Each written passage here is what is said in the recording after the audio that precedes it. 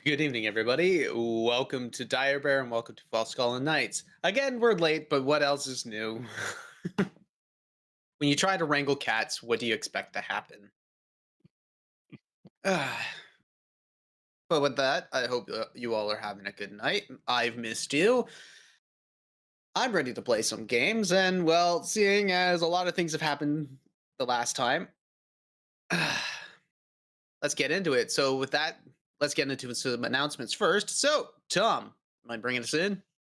Of course, JT, always happy to oblige, and thank you, adventurers, for joining us tonight in Falscala for the finale of the Solness arc. The battle seems to be won, but things are still looking grim for Team Them.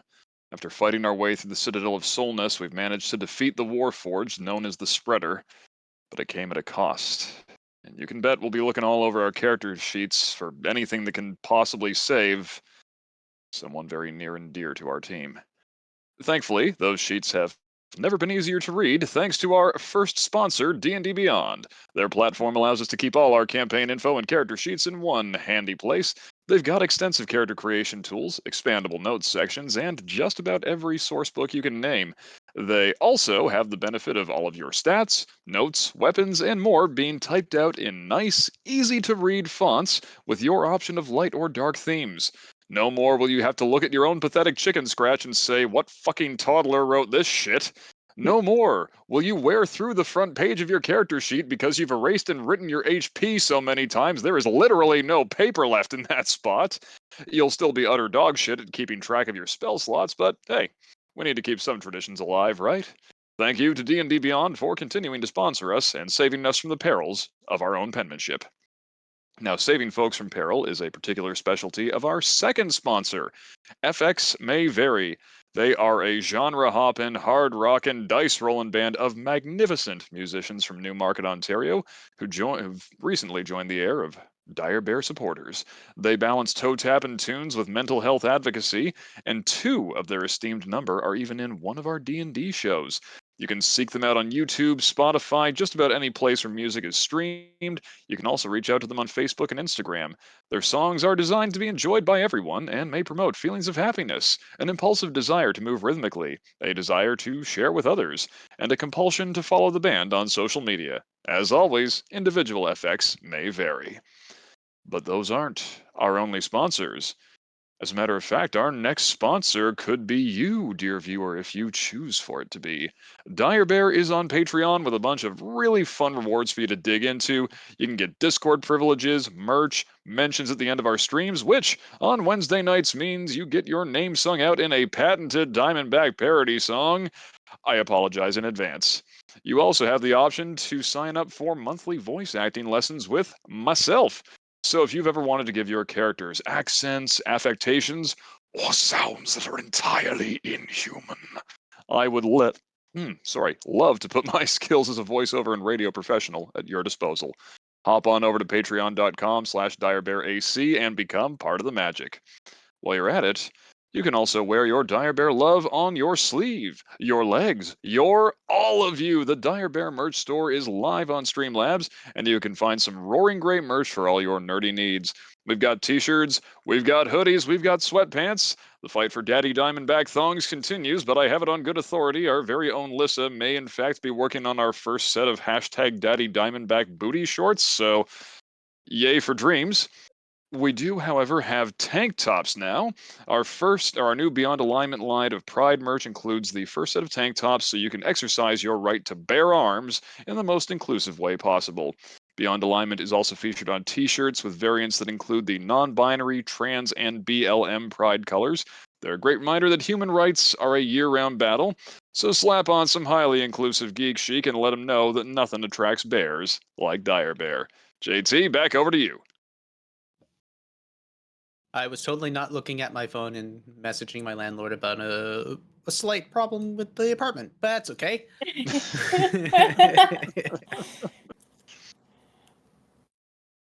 Hi. Oh, wait, we can't see it. Listen, not yet. It's on me, the most important person in this group. I just had to show Tom. Everyone else saw it, but Tom was doing the ad read, so. Oh, I see how it is. It looks so good. Oh, you Oh, guys I are in need for to. a treat as soon as we get out of this whole view. Yeah. That being the case, let's get to it. So, welcome to Falskallan Nights. Let's go.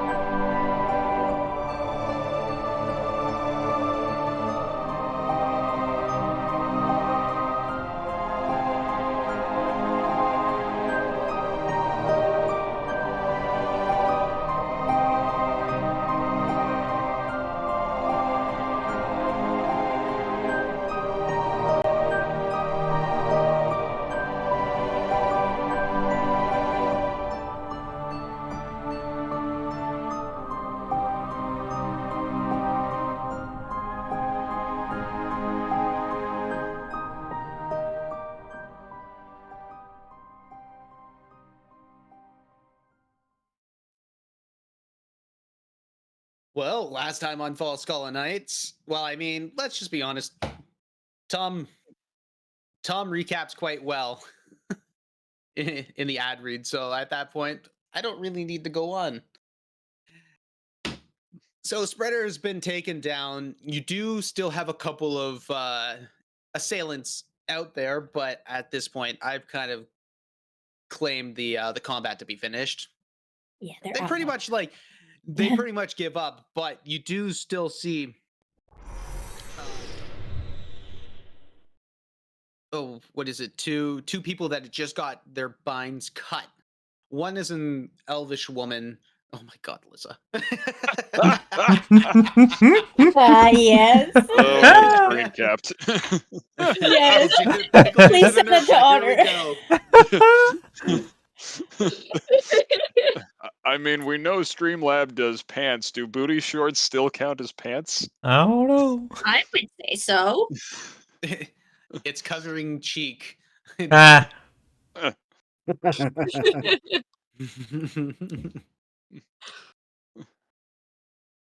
Crotch may vary. Very. As will your mileage.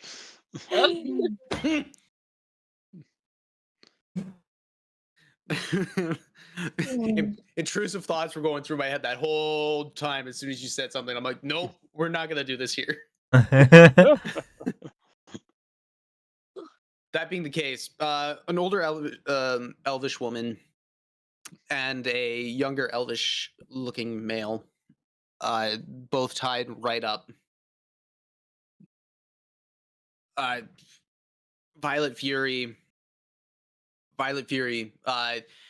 starts what looks to be like breathing deeply, and you see the fur retracting from the slits of the armor, and from the slits of the armors. Pride and Amber are now collecting the rest of the Sylvanian Guard, the Greedy Drakesman, and the Commando unit, bringing them in together and kind of doing what looks to be a bit of a debriefing, or at least a game plan of what's going on. With that, you everything seems to have calmed down, but you still, outside the windows, you see what looks to be flames rising throughout the center of the town, because you were looking out the windows. These giant windows that are not stained glass, but they're large enough to allow a lot of light to come right through into this courthouse. At that point, you hear Fury. All right. Damages. Who did we lose? What's going on? I'm hearing that. I just look at B. B is over. Tobias's body, just sobbing. Diamondback is like basically trying to cast Healing Word until he runs out of spell slots or until he realizes it's of no use. I mean, the first time you would try to use it on Tobias, you would recognize that the spell does release from the loot as Mhm. your, for lack of a better phrase, it's your tuning fork. Mm-hmm. It's the thing that resonates and creates the dissonance within the air enough to stir up the arcane aura that comes from you and shapes it into the spell that you need it to be. Yeah. And as soon as it reaches Tobias, it doesn't resonate back. You know that this is far beyond your capability at this point. Uh, one of the clerical commando men goes around and starts like just kind of checking wounds and sees the body of Tobias. Oh no. Not good. That's Do something. Please, please do something. You can't let him I'm- die. He's not I'm dying s- tonight. Hey, dear. He gets on one knee. I can't do anything about this. This is Something. Please. you need a high level Soul Weaver's Consortium cleric to do this. I am nowhere near this level. B. You did all you could. Trust us. It's okay. I look up to the Yuri, Dryad. He looks up. Yes. What do you see? where is Alabel? Alabel is back in Onver. She's dealing with the rest of, well, she's doing what she does. Can anyone send a message for her to get to the castle? I don't think it'd be enough time. Can we get him there? Yeah. I mean, you see Fury look at you as in, like, a somewhat empathetic look. He's gone. We can't No. bring him back. Fuck that. No. No. No. No. You. I look at the Dryad. Yes, Can you you see- fix this? You see it. You see Oscar. She, in her large form, shifts down into what would be somewhat, well, tenable to human size. She's still 10 foot tall. Mhm. Still 10 foot tall. I'm sorry, child. This is something out of my realm. I tend to nature and all of its and all of its vastness. I tend to life, but if it goes, it goes. I don't play with the soul as soon as it leaves. He's not gone. He's not gone. He's there. You can't tell me he's gone. He's not gone. B.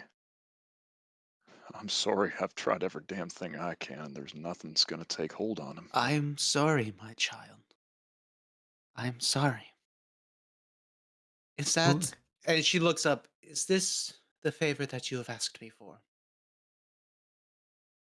Yes. Thank you. I'm sorry I could not have come sooner. You see this portal just start to open up, and it's not this grand, large, cacophonous, swirling maelstrom of energy. It just seems to be like a torrent of butterflies that just engulf her very slowly, very almost majestically and beautifully. And as soon as they land on her, she just starts dissolving into butterflies themselves and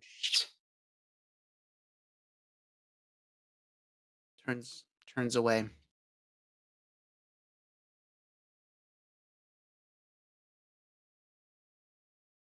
I can get him to the Onver.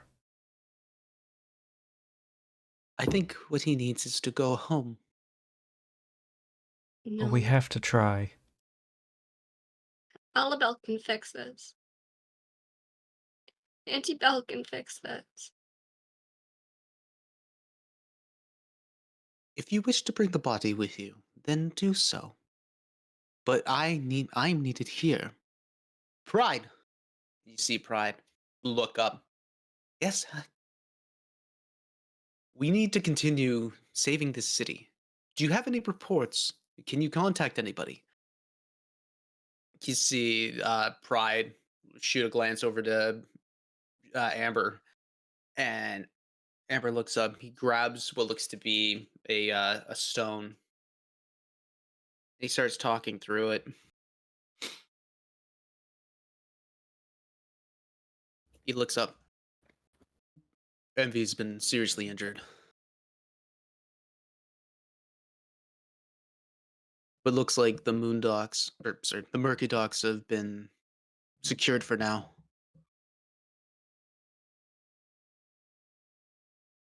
You just see Fury's face kind of go a little more somber.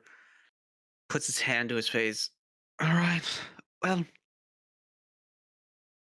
Shit. How badly injured? Uh, Amber, I don't, I don't know. I just heard badly injured. One of her captains replied.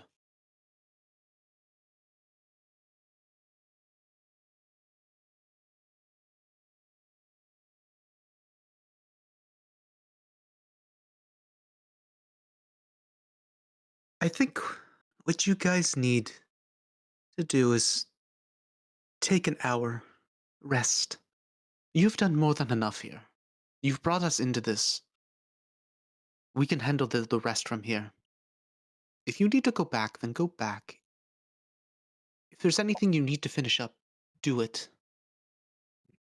Solness is under our jurisdiction now. As long as the Citadel stays ours, I can get us there and back today. Oh, the Citadel is definitely ours. We're going to make it such. I can get him there right now. Let's move. Do we all go and rest and come back one way or another? We stay together.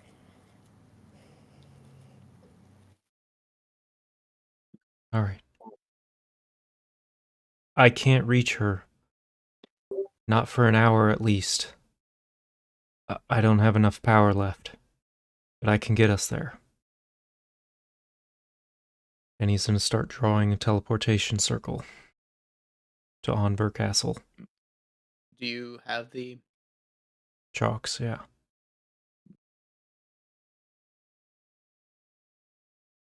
I Before we... have Oh, sorry. enough chalk for 4 teleportations. Excellent. Yeah. I'm gonna say this because it probably would.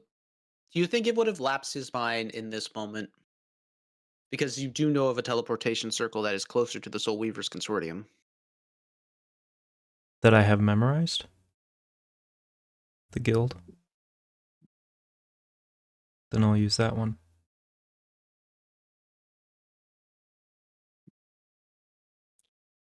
Before we jump out, I'm going to turn to the woman and child who are bound. You two. Last name happen to be Hintergrass by any chance? Hindergrass. My apologies for the mispronunciation. Your husband's been helping take this place back.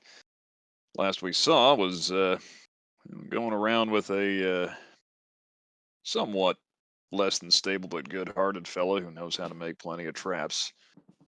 Turn to Fury. Once Hintergrass comes back around and rendezvous with everybody, make sure they're reunited, would you? Understood. On that thought, maybe they should come with us so they can be safe, and we'll let him know as soon as someone finds him. Oh, don't worry. Violet Fury speaks up. We have more people coming through that teleportation circle. We were just the first wave. There are more people coming through. We're gonna make sure everything is secured. Okay. All right.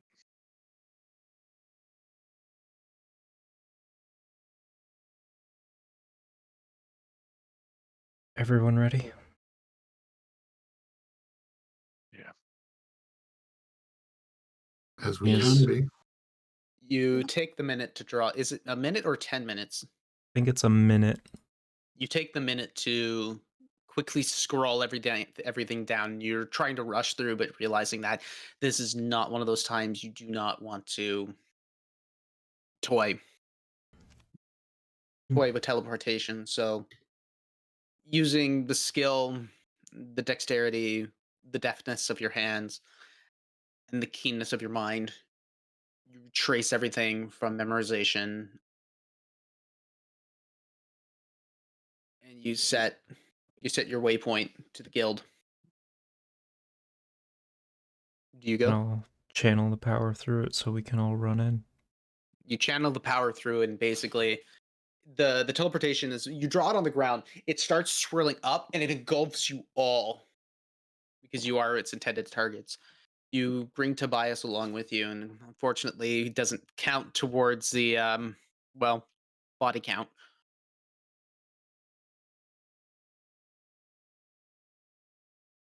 You land into the guild's teleportation circle. It is actually quite warm in here, all things considered. It has been a really nice change of pace, given that you've been in nothing but cold and almost destitution for, I can't really think of anything else at this moment. You smell crab meat cooking. No.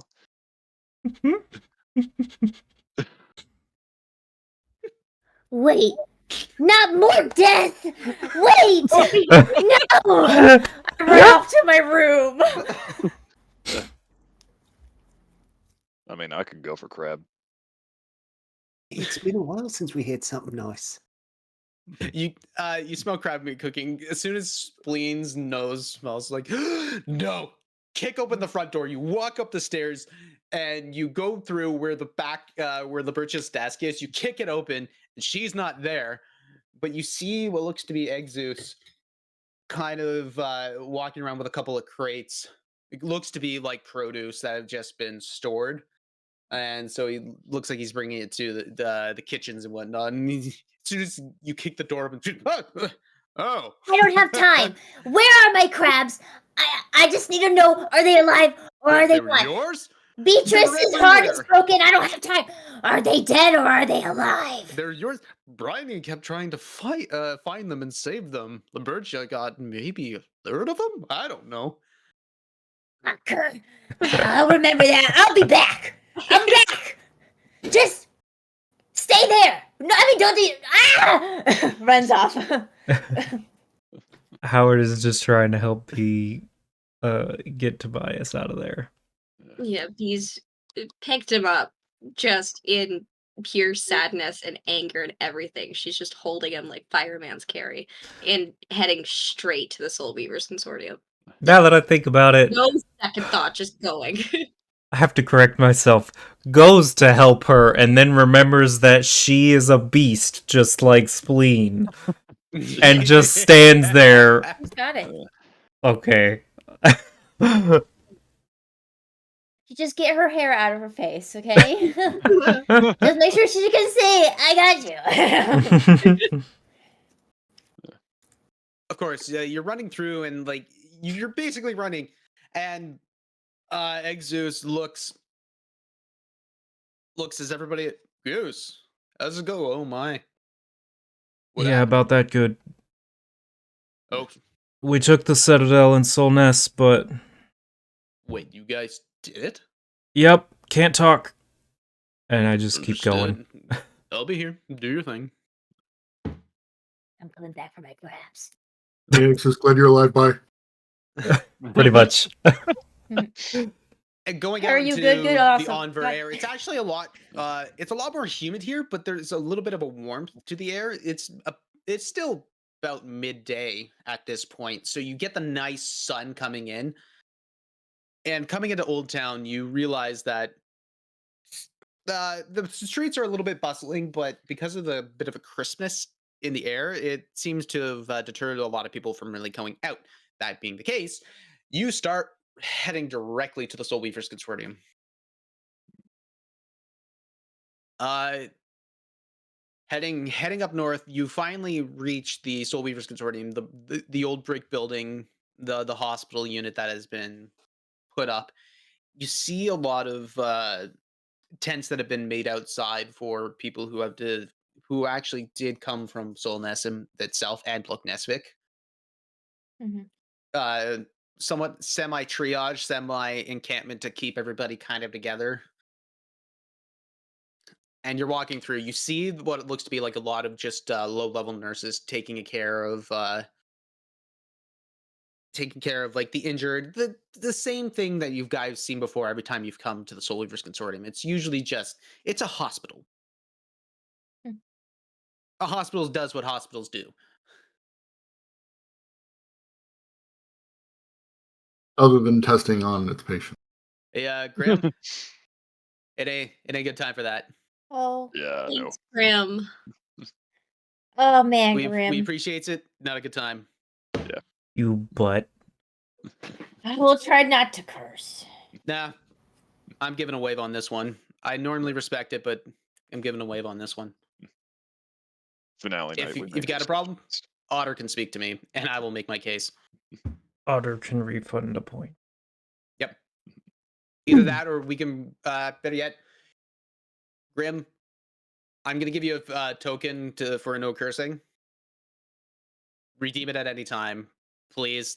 This is really not the moment for it. Thanks, bud. Dark story really appreciate you. moments. Thank you.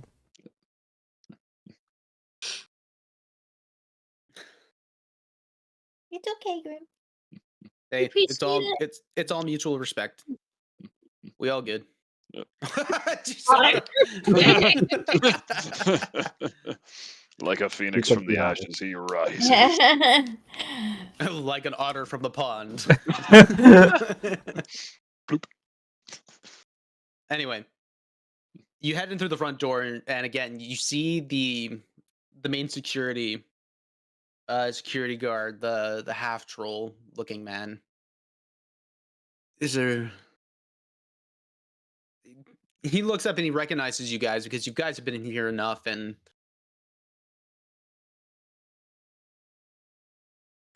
I assume you're looking for Alabel, Yeah.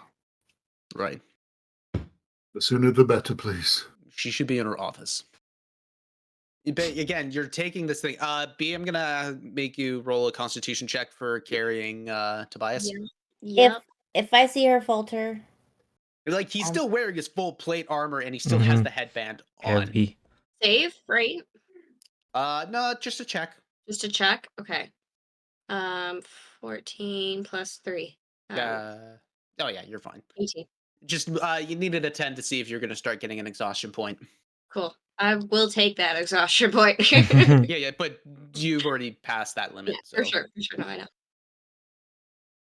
you eventually make it to Alabel's office, and she seems to be in the middle of a conversation with a couple of other what looks to be higher ranking Soul Weaver Consortium associates, and you basically just kick the door open. There's no pleasantries to this thing. Mhm. Poof. Ah! I'm moving people Alabel. all the way. As soon as Please. she sees Tobias's body. Oh, what did he do? He held out. He held Can you oh, help? As soon as you say he held out. No. No. She looks at the both of them. looks at the two associates. You see one is like a dwarven male, looks to be fairly young in dwarvish years, although middle-aged. Long, very black beard, beautifully knotted, braided beard, and like pure bald right on top. Still wearing the whites, but underneath holds like this, like the shoulders fill out where the robes would cover, but you still get the sense that there is a strong muscular form to this person. The other one is a tiefling, beautiful lavender skin, and she like very sharp chiseled features, and the horns start from the forehead and they grow back and almost looks like naturally slicked with her hair. This nice jet black oiled hair that is brought into this nice tight bun. Alabel looks up. Prep the chambers. Let's go. We have little time to go. Do we have an amulet? We do have an amulet. Oh, she looks. Fuck. She goes into her personal effects and it's like, shit, it's not here. It's not here. It's here. Guys, take them now. And you see the two high-ranking associates come in. All right, I need you to come with us. We're gonna get him prepped. Let's go. Yeah. And so he starts. They lead you into where you initially saw a soul be put into a warforged body. Are they going to? I don't know. Don't worry, we got the body. Come, give the body to us.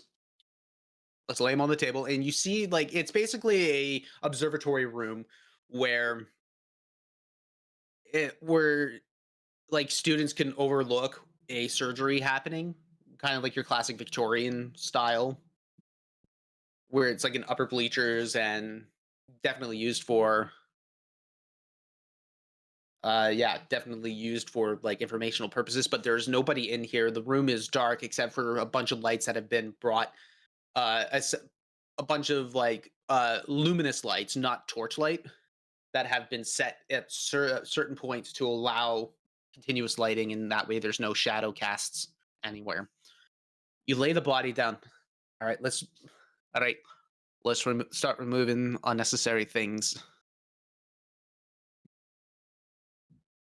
And so He sets him down and kisses him on the forehead, and then starts trying to help in whatever way she can, taking things off. darling, please, we've got this. This is our specialty. I understand. He comes in and kind of like holds up your hands in a very gentle caress. Just you feel like the empathy fixing through him. And so he's like, this is what we do. We're prepping. We're gonna get him. We're gonna get him back for you. Okay? Please let us do our thing. You see the other the tiefling woman starting to like take the headdress off, loose the hair, kind of loose the hair, kind of like gently get the massage, the scalp to kind of just let loose any knots or tangles within the hair itself, but also starting to doff the armor that he's wearing so that everything can be easily accessed if needed be or whatnot. You see Alabel come in at about 10 minutes later. You see this beautifully jeweled necklace and a stunning diamond that has been impressively cut, affixed with a bunch of gold, silvers, and gold filigree with silver inlays on this nice chain that would have wrapped up and around. This definitely looked like this was a gift. And B, I would like for you to make a not insight check, perception check. Perception. Can't even get my dice out. Oh, that's a 22. Nice. 22. You actually recognize this. This was a gift from Alibel to Tobias and Liliana. This was their wedding gift, and this was a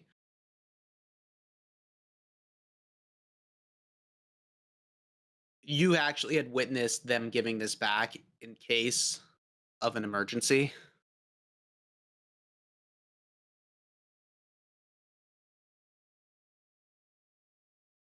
And so she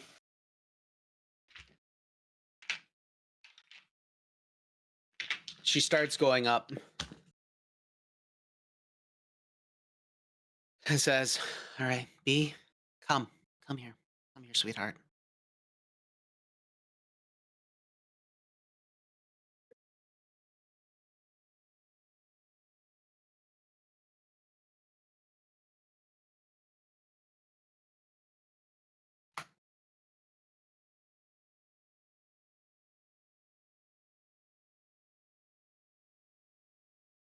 Just give me a second.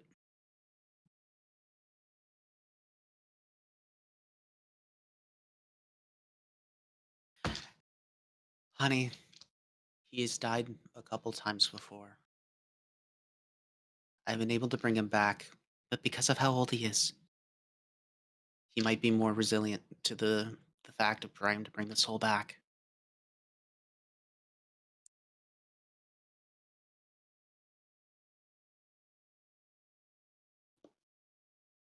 Okay?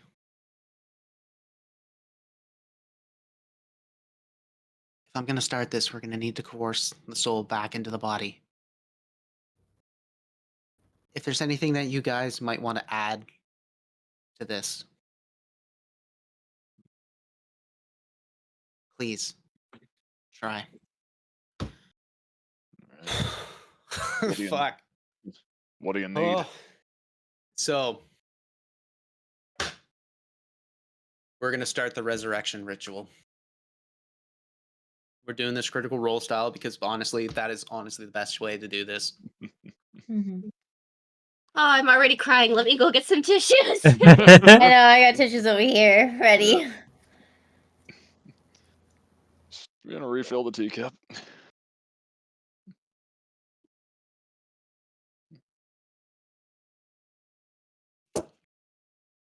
So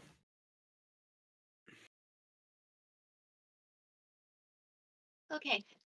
Present.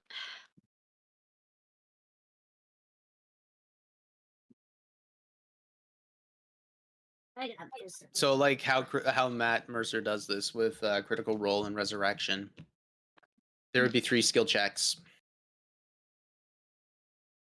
that can be made. If you wish to use the same skill set that is skill check that has been used before, it will be set at a harder DC.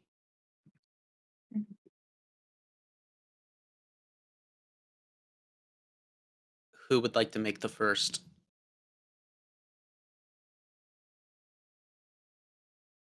I'll go. What do you wish to do?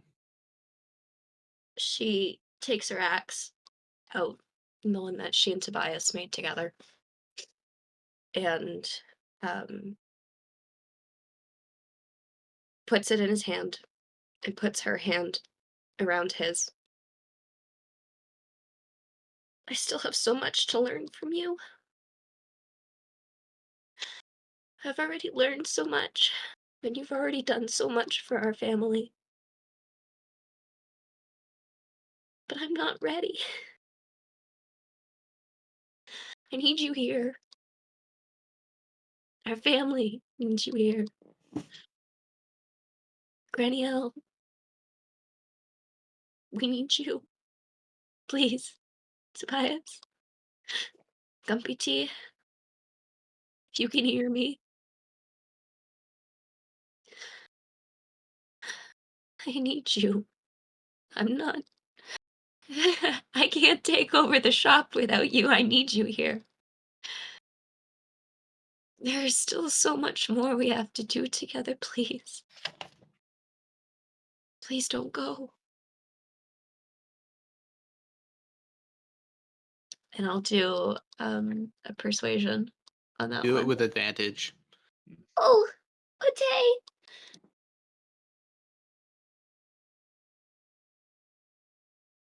Nice. Okay.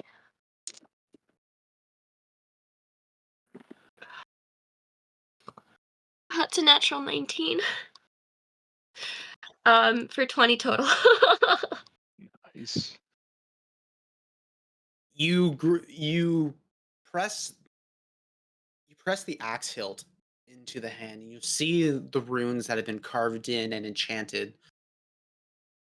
May not have been done by both you or Tobias, but you see that the runes glow like just much brighter in his hands.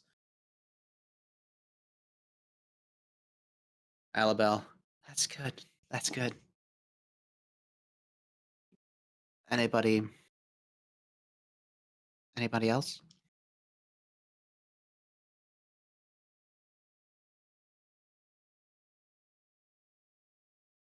I don't have a lot of power left, but hell, you might be able to help. Or Yes, allow me. And Al will step over and just sort of hold his hand above, like, this is for the good that you brought us all and rightfully demanded of us. It is for you to understand your place here, to understand how this good has affected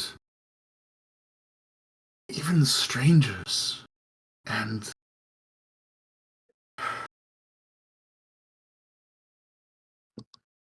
the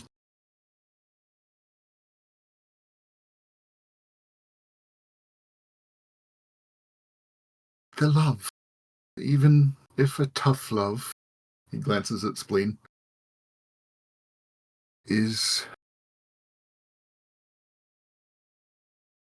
it is not I don't think it's over. Not yet. And I will roll history. You will history. Mm-hmm. Okay.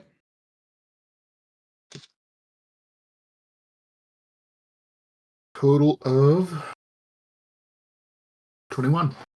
Nice. The words resonate in the chamber, and you feel the sense that Alabel understands the last little while that you've been with them. She comes closer together. She comes together with the other associates, and they're starting an incantation within the ritual itself and surrounding the body, lighting the necessary candles and incense. This has lowered the DC. Both of your actions have lowered the DC.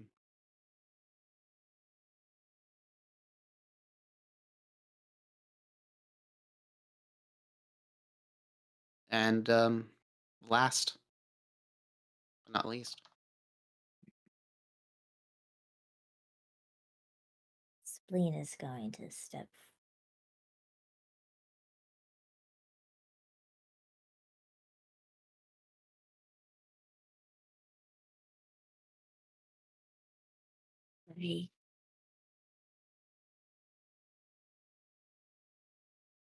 I regret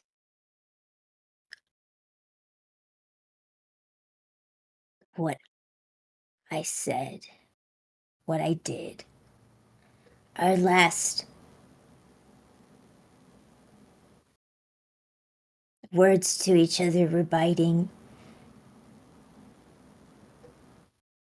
Mine more so.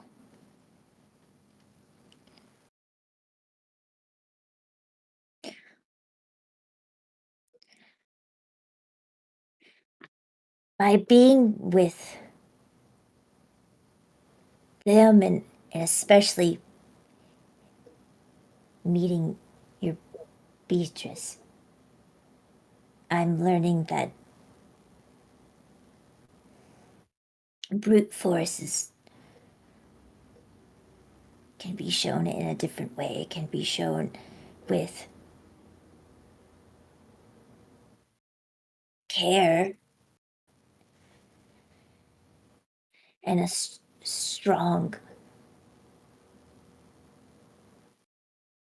storm of love. It doesn't have to be just pain. And I'm sorry I realized that too late.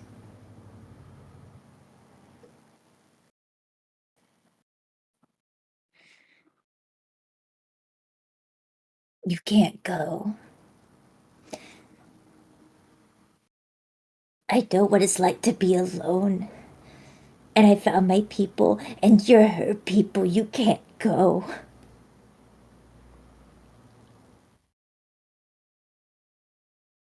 It makes a void. Don't be that void.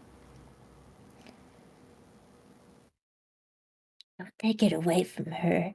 Come back. You're strong. I know you can. I felt it. Through my bones. You're so strong.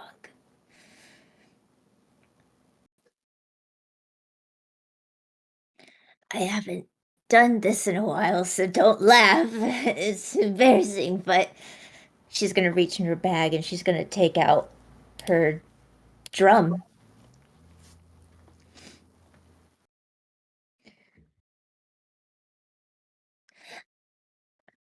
I made this when I was alone. I found that rhythm, there's a heartbeat to nature, just as there's a heartbeat to that connects all of us.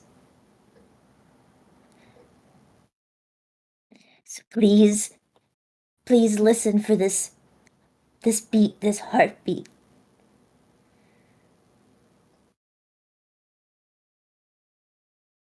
And she's just gonna start to play the drum. There's a rhythm, having it echo off the walls. Make a performance check. Okay. I have my dice. I didn't pick. Okay. Taking this one. It's dark in here. A 16. I don't have a modifier. Okay. You start rhythmically hitting the drum. You start going faster, and then you start slowing down. You start slowing to the beat, to what you think the heart would be. Something primal, something very, well, earthen in nature. The sound of this drum, at first, sounds very foreign in its own right, but then there's a naturality to it that starts coming through after you get used to the weird timbre that the skins have been tuned to. Mm-hmm. And she's gonna dance with it. You start dancing with it.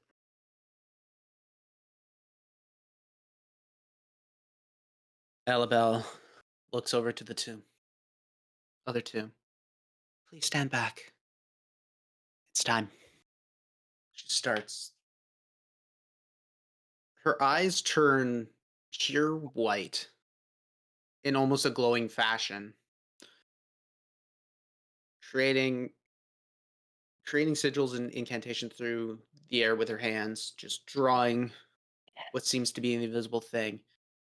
And you guys have seen this before during the resurrection, during the ritual of placing a soul in, placing the soul into a warforged, where it's almost the art of trying to catch it out of the air, but also guide it like flowing water back in.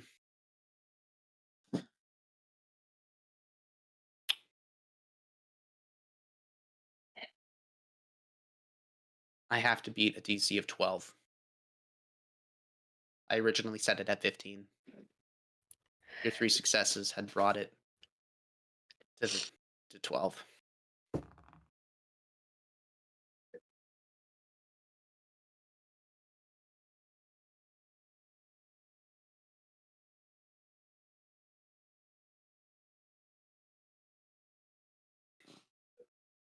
You see Alabel start going swirling more aggressively, slowly.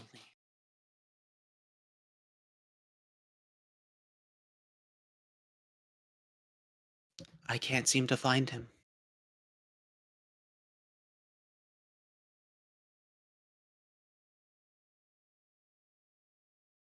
I think he's gone. I'm so sorry.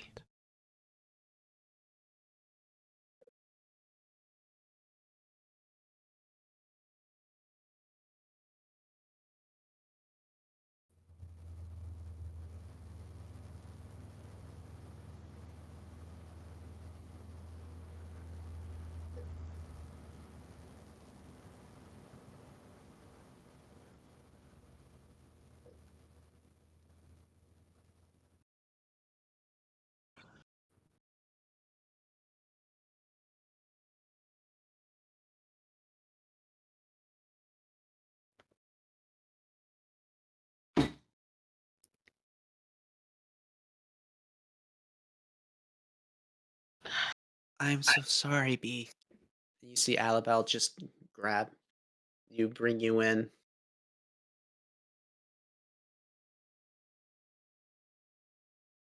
And she starts crying too, because I mean, this was her old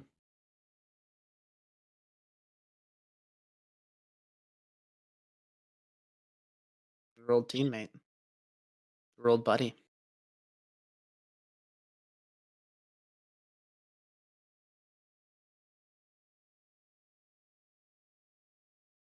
I need to bring him home. He needs to go back to Lily. I'm start, coming with you. I'll start working on it. Howard slumps down in a corner and begins arcane recovery. That'll take you an hour to do that. Yeah, it's gotta be a short rest. All right. I think this is the perfect time to take a break. Guys, we'll be back in 5 to 10 minutes.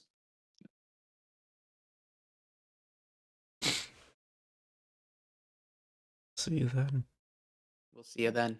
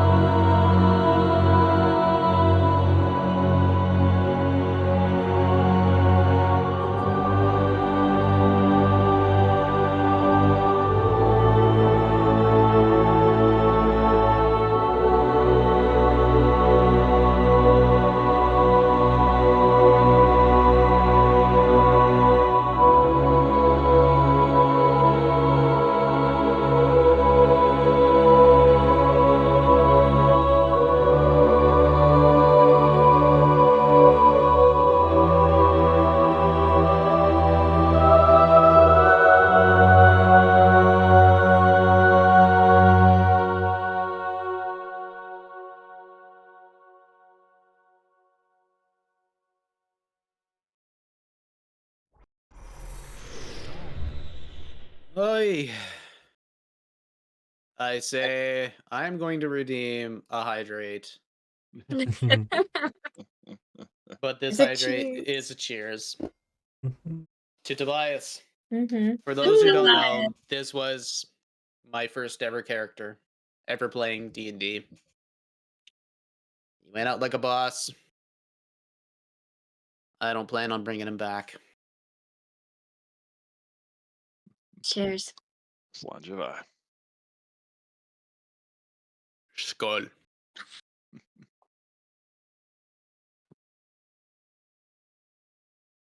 No, salud. Come by.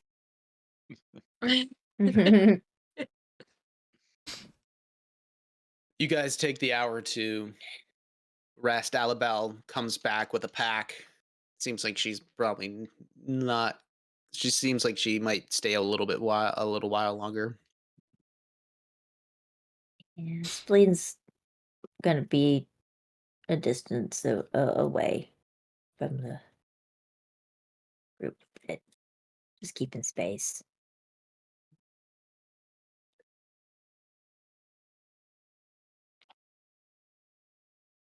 B hasn't left his side.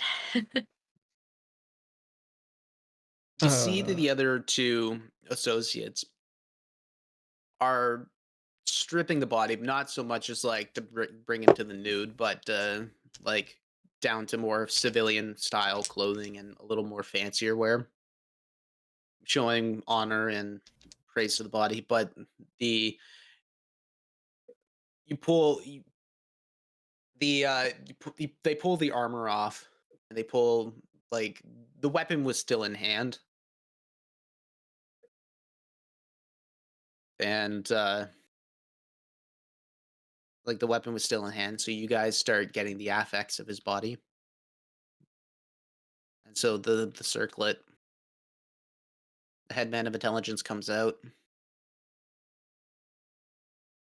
The plate armor, which does give off a magical aura. You guys, if any of you wish to identify, you can. But then the rest of it seems to be more basic. Just basic attire stuff, belts, some dried food. There really isn't any money on him. But you do see a locket.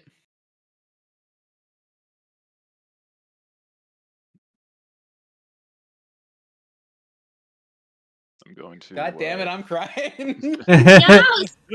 You managed to keep a straight face for so long. A locket. You open it up and you see a little hand-painted drawing of him and Liliana as they were younger. Oh my god.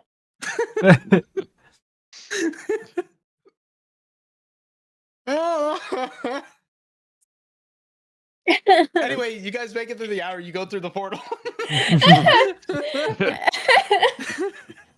Howard will identify the armor for B if she desires. Yes, please. It is plate armor of fire resistance. Shit. That's great for when you get stuck in Howard's bullshit. I got you. I got you, Otter. I've got it.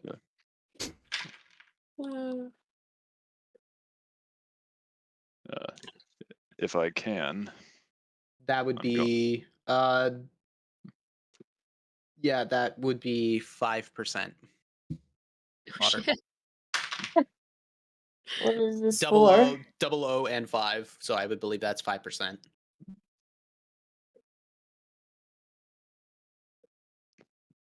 Cryptic. What? Otter, what's happening? I know. It's like- Yeah. 5% is my remaining happiness. We grab the Daddy Diamondback and celebrate Bring back Daddy It can't Diamondback hurt. panties. Daddy Diamondback! Ah! You should be liking my tears with this.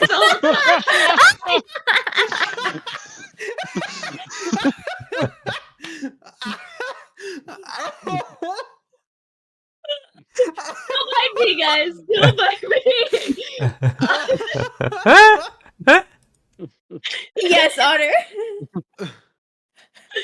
Yes, Otter, we did it. They're Yep. they're more like hoochie daddy shorts, but Oh.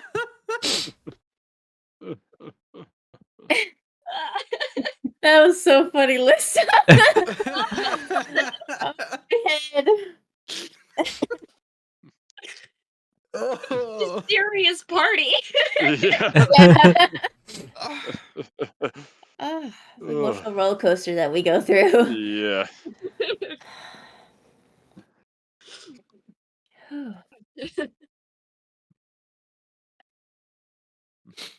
Yeah.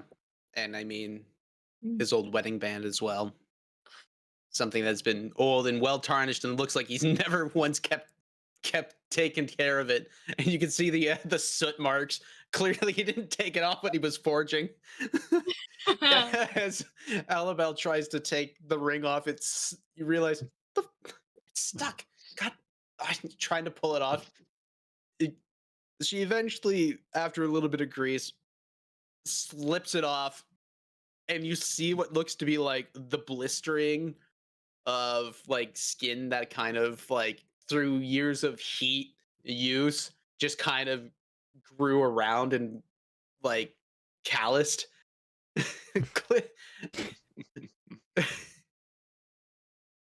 He clearly did not take care of it, but still represented that he was married.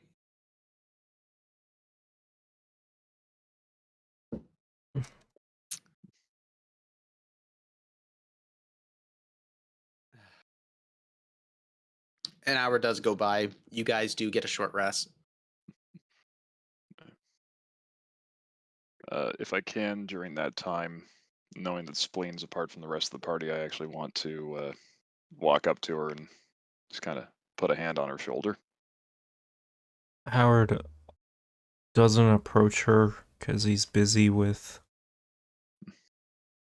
having to recover. But he does not let her leave his sight. By her ears droop even more when you come closer. You go full Dobby ears. Yeah. Man, what you doing all alone over by yourself here for, eh?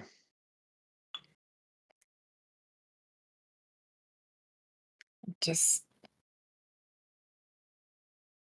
giving space. Kind of look at B, look at you. You love her, don't you?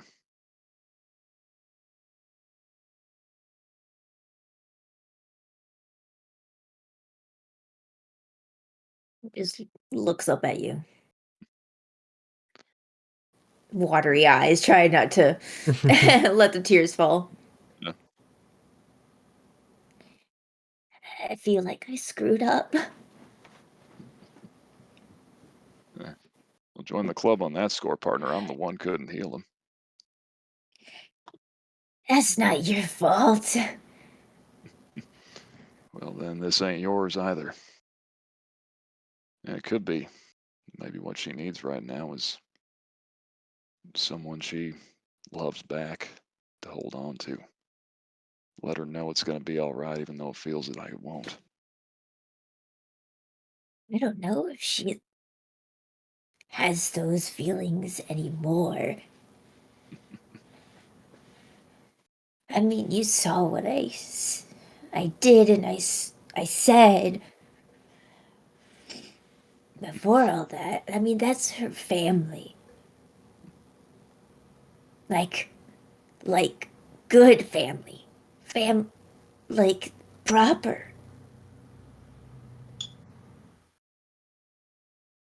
Well, not that I'm much of an expert in this regard, but I've been down this road and screwed it up enough times to know. The ones who really need us in their lives, they know we ain't perfect. They know that sometimes we're a worse version of ourselves than we want to be. They also know that person ain't who we are all the time. And when we work to move past it, they let us. If she needs somebody right now, I think that somebody's you.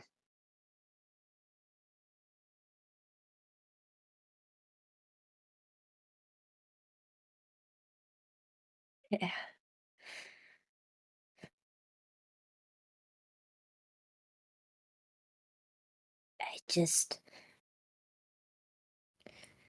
I don't know why I feel like that.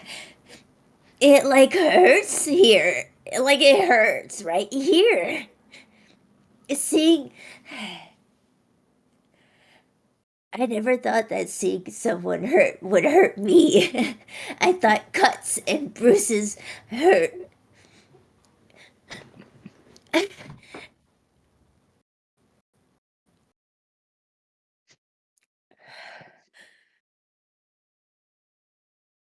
know it doesn't feel like it, but it's a good thing that you're feeling like that.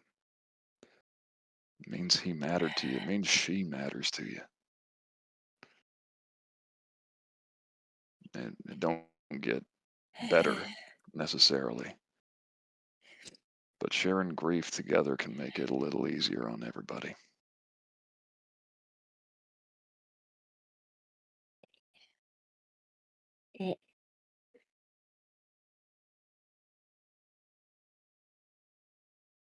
I trust you. Yeah.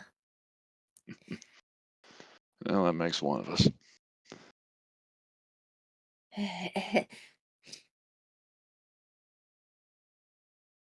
Everything's so over, feeling over. Whelming. Yeah. Diamondback just kind of gives her a hug. I know. She's gonna like clench onto the back of whatever she's hugging. Yeah. I always did have a healthy grip. And you always had a weak ass grip. Well, you know me. Yeah, pretty boy. Thank you. No problem. Oh You get on man. over there. I'll take care of the brooding for a while. It's at this point, Howard, you basically have everything set up and ready to go. You're waiting on everybody to go. Now, LaBelle has seems to have like a lot of her winter gear on, and is has a pack set up. All right, let's go.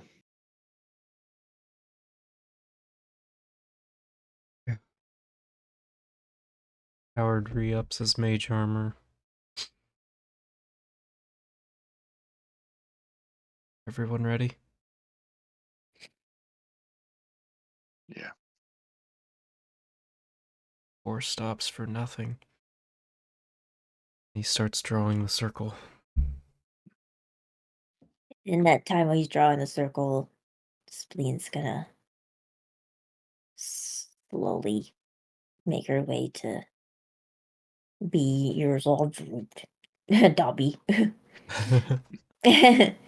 Dobby has a sock. Sorry.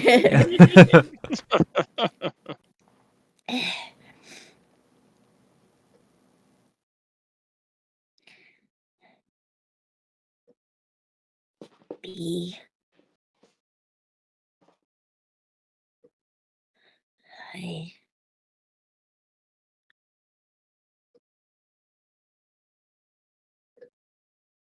I'm sorry.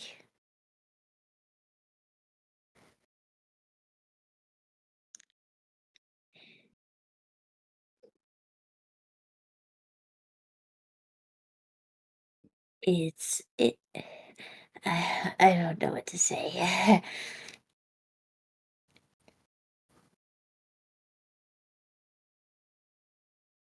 These eyes haven't left Tobias. She's recognized that the spleen's there, but she doesn't turn to face her.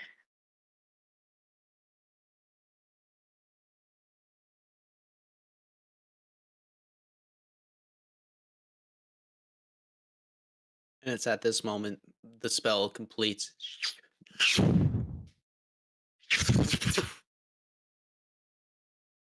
I'm assuming you're going back to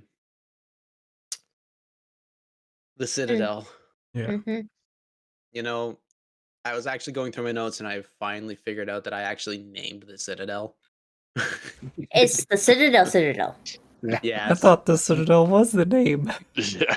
No, it's Lorthan Citadel. Mm. Or Oh. the hands. Lorthan. Lore Okay. fans. Lorthan. Lorthan. Oh, sorry. It pays to read your notes every once in a while as a DM. Because Lord knows I have to name everything. Well, it's not like it's written on the entrance. You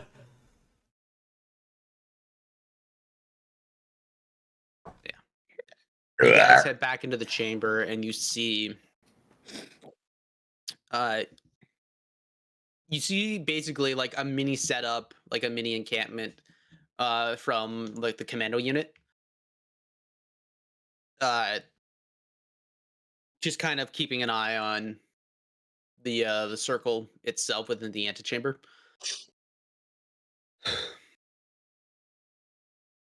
They acknowledge your presence, and one of the clerics that's there looks up.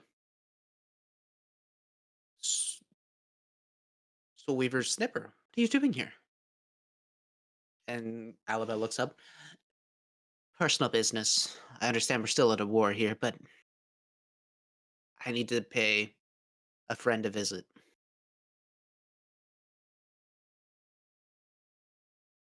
How's everything looking?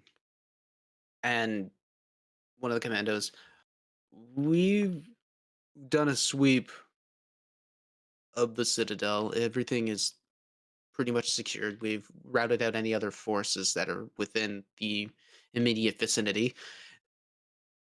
We're still getting word within the square, the Murky Docks.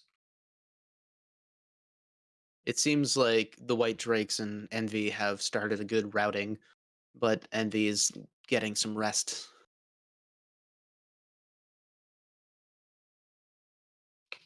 She looks up. Good. I'm assuming Fury is around? He says, yes, he's up in the courtroom still. He's taking a command center up there. Understood. Do you guys mind if I have a word with Fury? As he turns to you lot.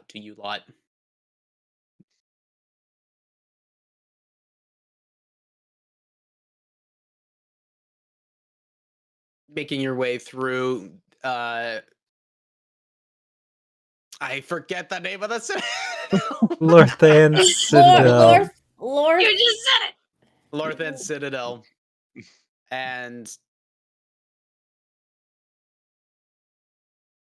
yeah, going through Lorthan Citadel, you head to the main foyer, back up this huge set of stairs. The bodies have now been somewhat cleared, or at least any of the enemies have been piled, while the friendlier bodies have been laid in a row in what attempts of covering with cloth to show respect has been attempted. You head up and you see what is now much more like many more commando units up here.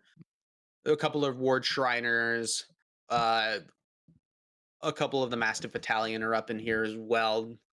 Generally, you see like higher ranking members of the military here. And Goose, you pretty much like natural instincts up straight.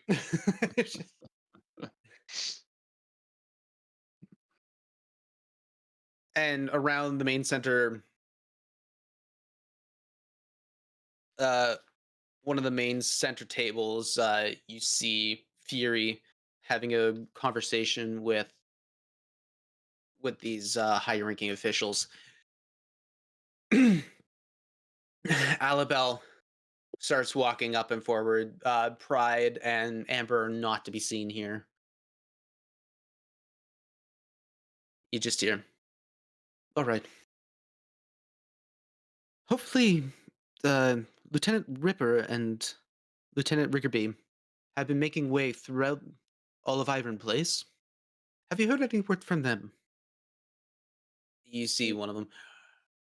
We've heard that.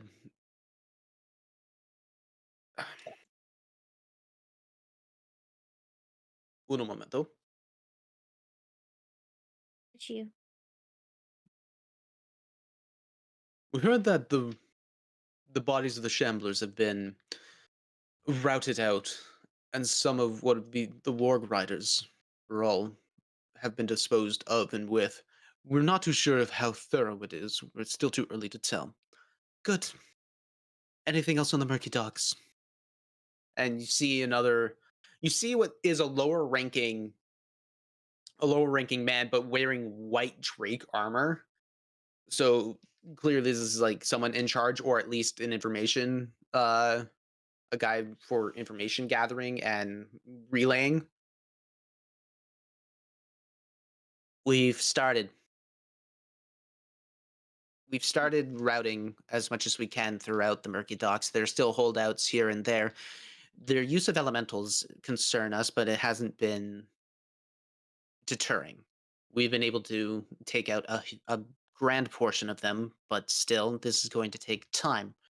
I can't even think about what we're going to try to do as soon as we get to the Moondog or Fish Ferry. Violet Fury looks up. Let's just take the east side of the Old Town, or the west side of the Old Town. We'll start there, and we will move forward from it. Alabel, I wish it was great times to see you, but this is not the moment. Alabel goes up. I understand, Fury, I understand. We just want to know if the way is clear to get into the grazing lands. And Fury looks up. Well, as far as I know, the route is safe if you go directly north and follow the paths out into the grazing lands itself. We seem to have a good foothold. Do you need an escort? She looks around. That'd actually be really nice. Do you think a couple of the Master Battalion would help and bring us in a lot quicker? How serious is it? And she leans in and whispers, I'm gonna miss that old man. All right. Best regards to Lily for me.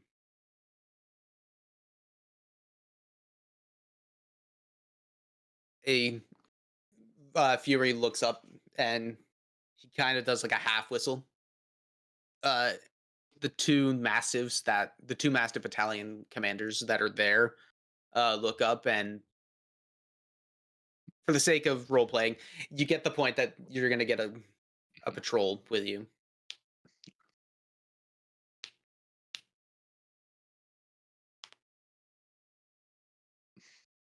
With that, you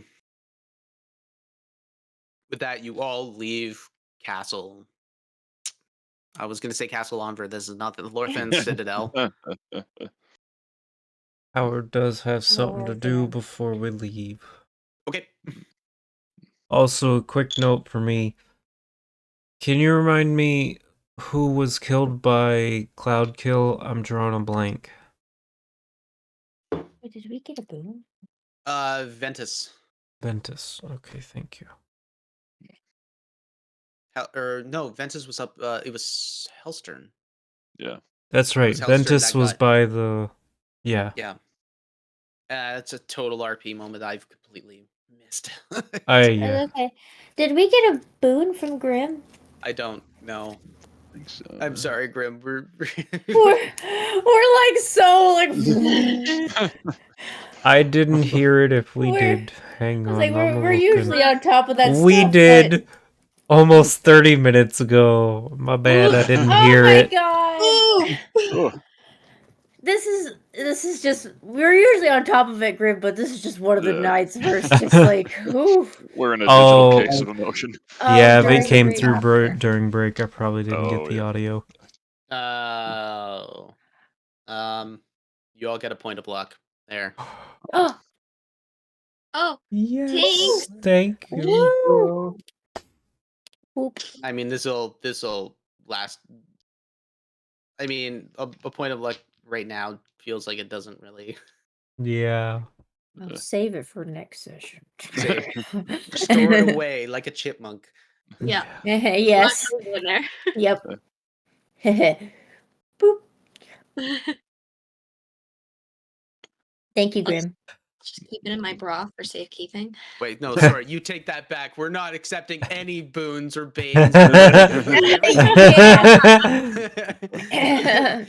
We want nothing during this very serious time. We want nothing from you. Oh my god, Steve. I just saw what you put. You stop that. I know, Lord Theon. Yeah. Lorthan. Lorthan to Lorthan. L'Oreal. Yeah, L'Oreal. maybe she's born with it. Maybe it's Lorthan. Howard Guys, this is a serious moment. Howard would like to go check out that storeroom before we leave. And see if he can find anything. Either. So I can role play it as you kind of like you take your time coming to the whole meeting. Yeah. That being the case, you head into that storeroom and you see what looks to be a ransacked, like a place that is completely ransacked. There are some leftover baubles and trinkets that have been there. You definitely notice that there are anti-magic runes in there. Hmm. So whatever is in here is kind of being suppressed, including yourself. So, but you do notice a series of books, a series of books that look to be store logs, Hmm. and you recognize them. Like it's very much their archival system. Hydrate. So, I need more water for my hydrate. I'll be right back. Hydrate. I mean, scotch counts as hydration, right? It's water. How come with me to the storeroom? So you can make out 7 minutes in heaven? You dirty, dirty boys. Oh my god. You guys just Definitely been Max on suddenly this starts already? playing Careless Whisper. I missed the joke. I was like, how come with me to the storeroom? And they immediately started cracking jokes. Oh, I see. Yeah. Hey, this is serious stuff. Exactly, R. This is brought to you by Daddy Diamondback booty shorts, which I made on the perfect day for Daddy Diamondback booty shorts. Yep. Yeah. It is giving us life. It's giving us life. I don't know what we Yes. do right now without these Daddy Diamondback booty shorts. Yeah, it's I have no idea. it's drop dead perfect. Oh my god. Oh, we're still carrying the body. Oh yeah, that's right. Yeah. I meant to He's ask got the that. body. At this point, the body's been nicely draped and it's wrapped decoratively and well as respectfully as you can carry a body. But anyway, into the storeroom you go. It is a pretty big spot. So that being the case, you start looking through the logs and you start trying to pinpoint location of items being lost, being found versus where they've been stored, and you start recognizing that okay, maybe a lot of these have already been taken and whatnot because they're still rather sparse. But you notice that there's a log from the moon docks on the Bear Wharf that had been confiscated, and it points you into a direction that looks to be further back into the storeroom. I'll go take a look. You go take a look. Mm. Again, you're looking around and you see a lot of these anti magic runes that have been put in. Fuck! My mage armor is gone again! You find a crate of regular looking stones. You do notice, here's the thing, you do notice that a couple of stones that, like, these runes are placed in such ways that, like, they kind of overlap each other through, like, their fields of efficiency.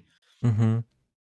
You notice that a couple of those stones had been pulled out. Oh. That's where they came from.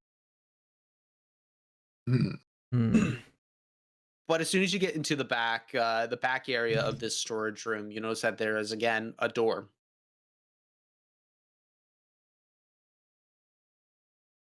It is slightly ajar.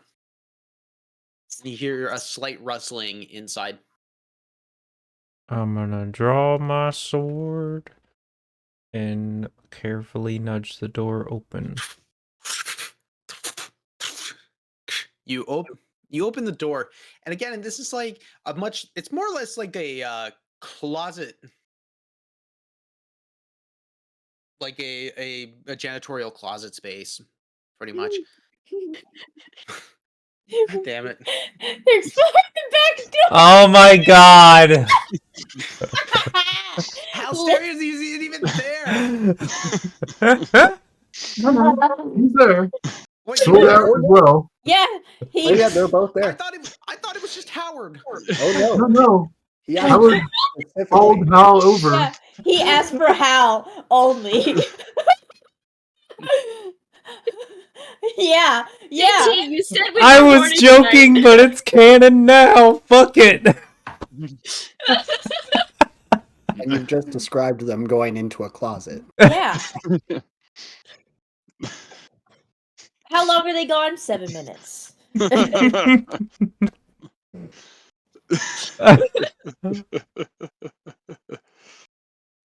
Feel like they have no power here.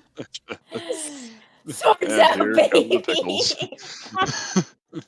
All right, guys. Bring it back. Yep. Okay. That's what he said. Bring it back. Shut. Sorry.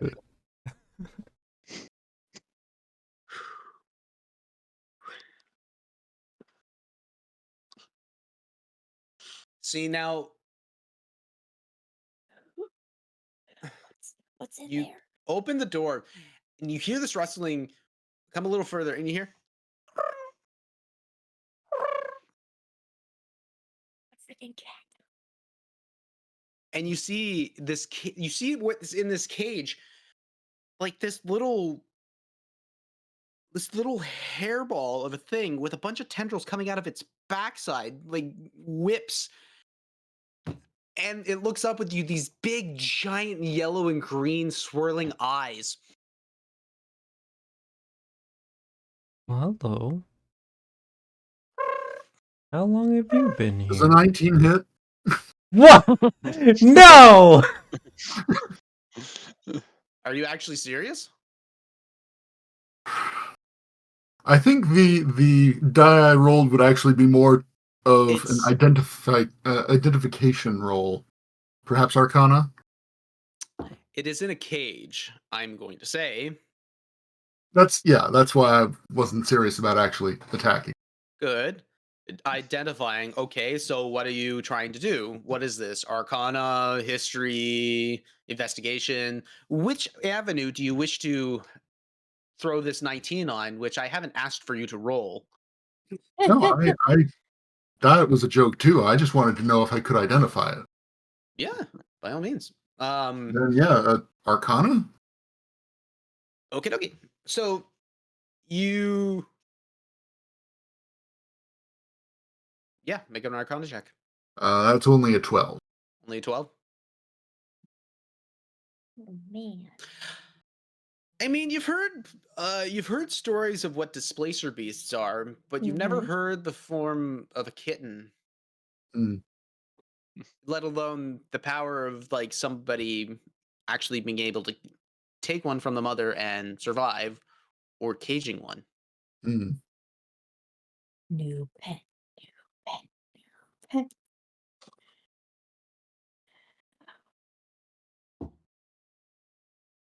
We can agree these people are terrifying, right?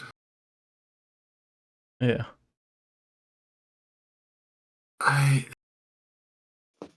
The last time we had a young animal around, it joined with someone and kicked our ass.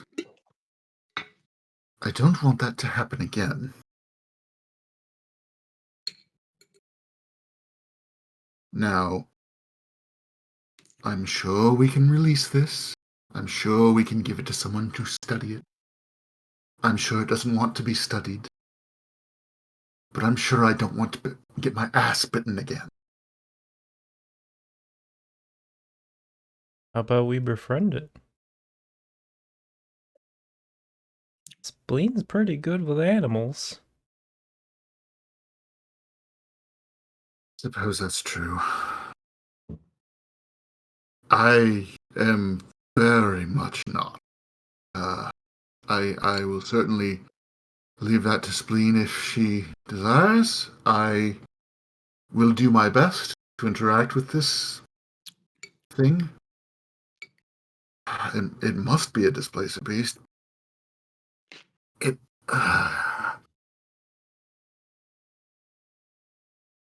Hmm. Well, let's give it a test. Regardless what we do, I don't want to leave it here. Wait.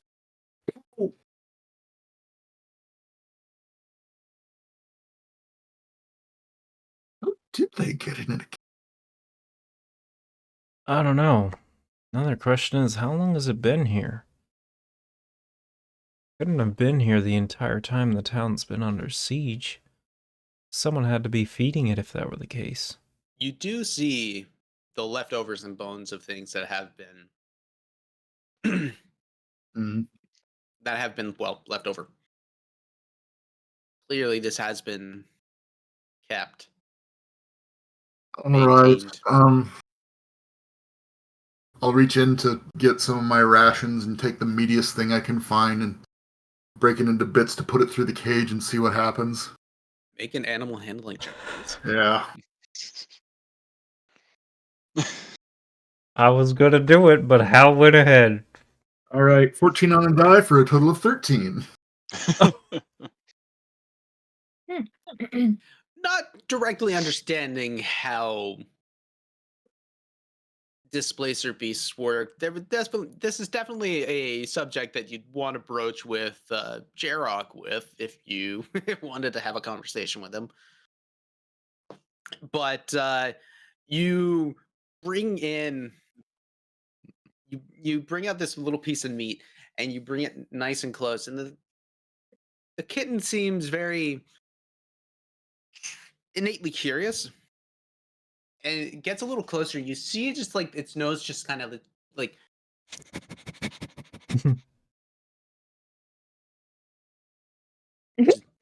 comes and it goes to bite, and as soon as it does, it pulls back and it does like this little growl, just but at this point you see like the tendrils on its back just like whipping at the cage aggressively.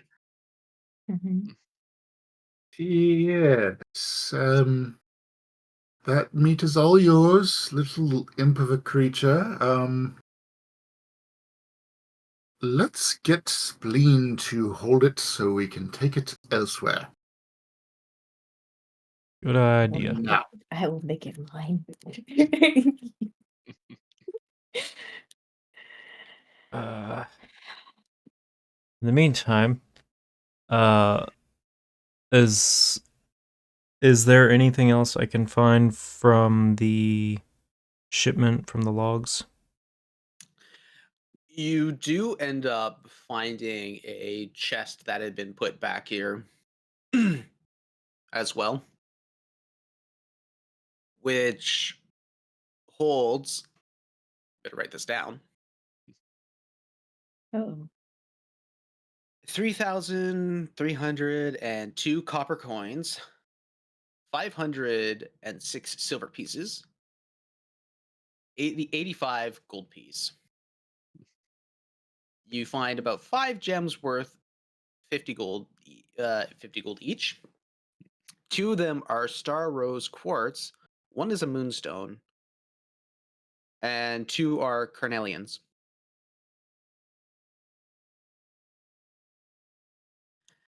And to the side, you see what looks to be like a milk crate full of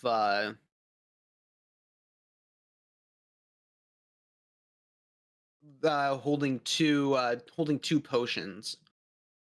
One of them is glowing, like, I wouldn't say glowing because of the anti-magic runes, but one has like this very muted yellow and orange swirl that is going with it. It's almost like like one of those glitter bottles. Yeah. One of those glitter bottles, and a potion with a gray liquid, what looks to be a toenail inside of it. Oh no. Oh, what the fuck? What the? That's a what? Juicy. Oh. Oh, it's not a toenail, it's a toe, but you Oh, definitely even better. Yum. Who invited Tarantino to this party? but you notice that it looks to be made of like stone, like a rock quartz sort of texture. Wait. There's also a sack in there. What? There's also just a sack in there, really beautifully detailed. A lot of embroidery that has been put upon it that looks to be dwarven in nature. So a lot of very angular lines that point into different directions, but it's beautifully tied off with this beautiful twine that has been interlaced within each other with like a nice blue and a nice green that weaves right through it. And a scroll.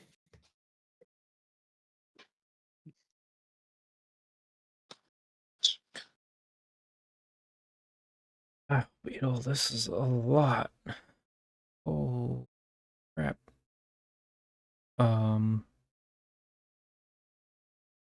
This looks heavy.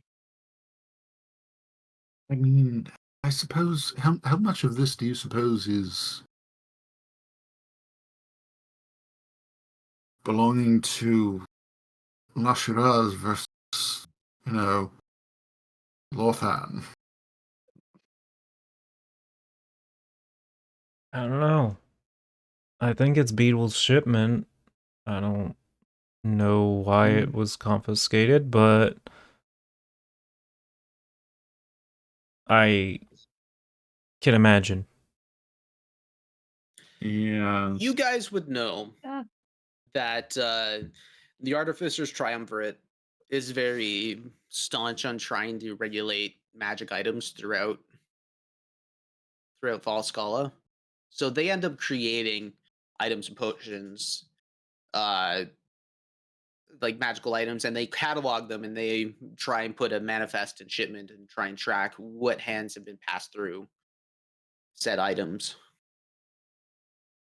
There's also an illicit trade of illegal magical items that don't have these markings and trackings and whatnot. So anything that can be caught that doesn't have a triumvirate seal or manifest on it, or more or less taken and confiscated.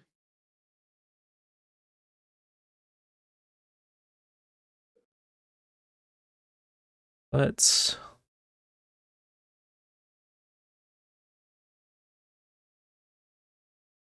grab the others, come back and get this thing.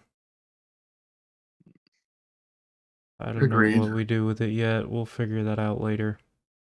I don't even know if Beetle's still alive. I can't reach out to anyone right now. I can't do much of anything for the rest of the day. Oh, tired.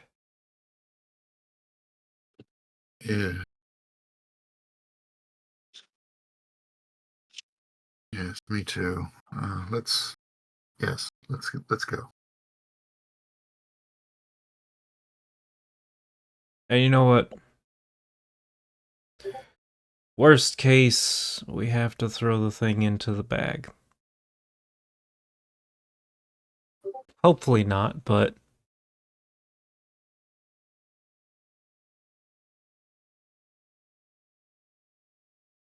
That's going to be fairly high on the list of things that are not going to be my problem.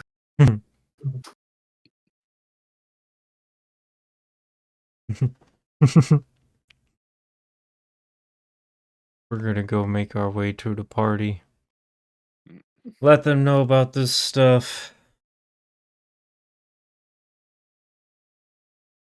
I think Howard is gonna take the sack and the scroll with them to Okay. go meet the party. So you just take the sack and the scroll. For the moment. And then we'll go get them to help with the rest. Yep.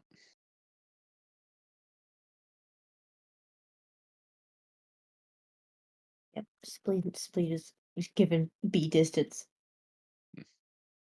Yeah. Awkward. You guys come back, and so this sack, yeah, it does. As soon as you leave the anti-magic atmosphere, the scroll and the sack have a magical aura.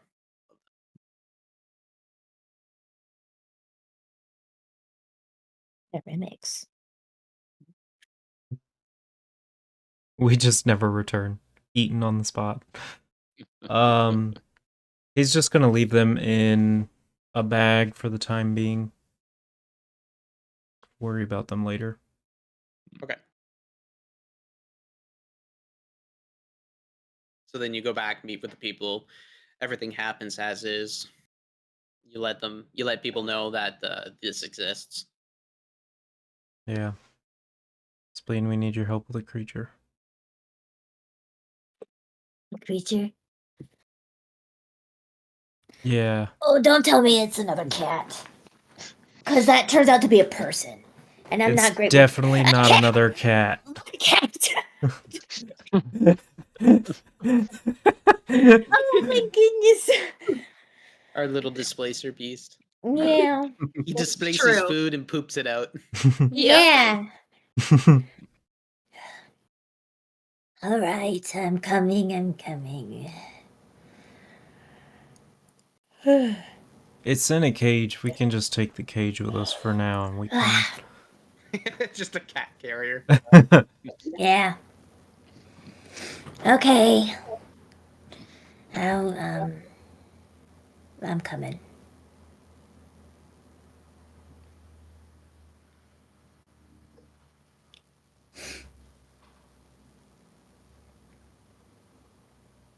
So you guys go in, you grab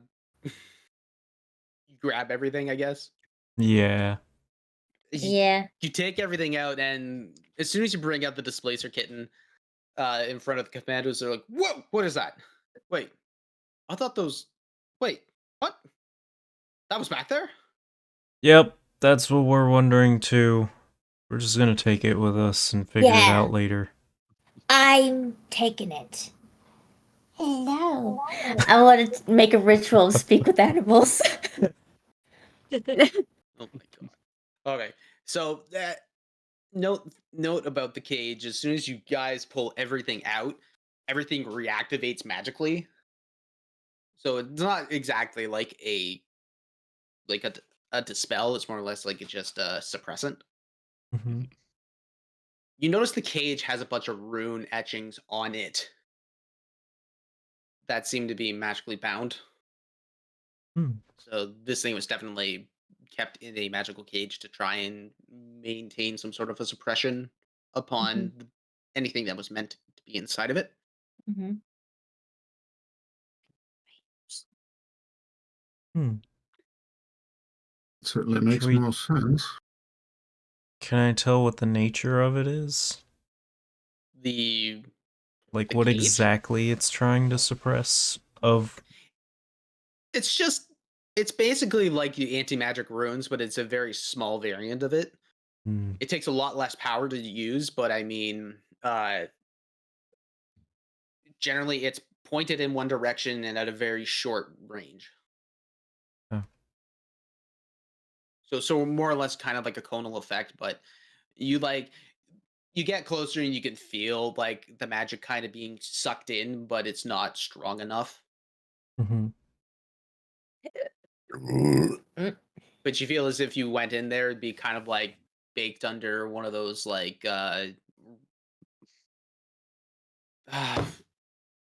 it's kind of like those heaters at hockey rinks where they're Okay. just like they're up high and they're pointed down, and whatever in this direction is gonna get roasted. Mhm. Let's see where we're going. Cool. And of course the potions brighten up as well. Oh, I'll let you identify a bunch of stuff. I want to ritual cast speak with animals, so I'll get to that whenever. Yeah, so I'm gonna basically roleplay it as you're doing this, as you are being taken, Mhm. and B, you know exactly where you're going. Yep. Taken this path a few times. Yep, you Hidden guys hole. are heading back to Ram's Bottom,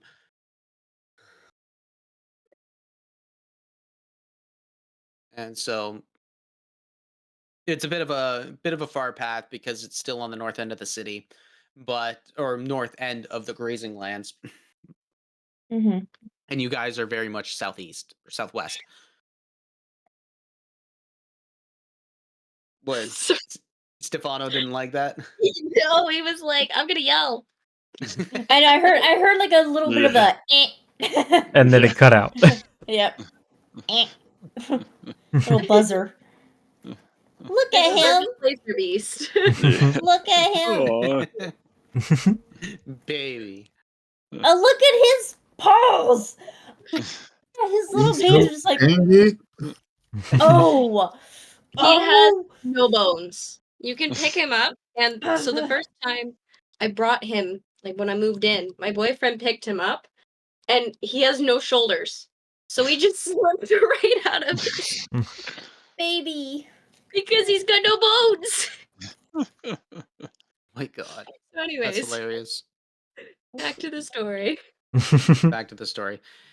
You take a look, or you start communing with animals, and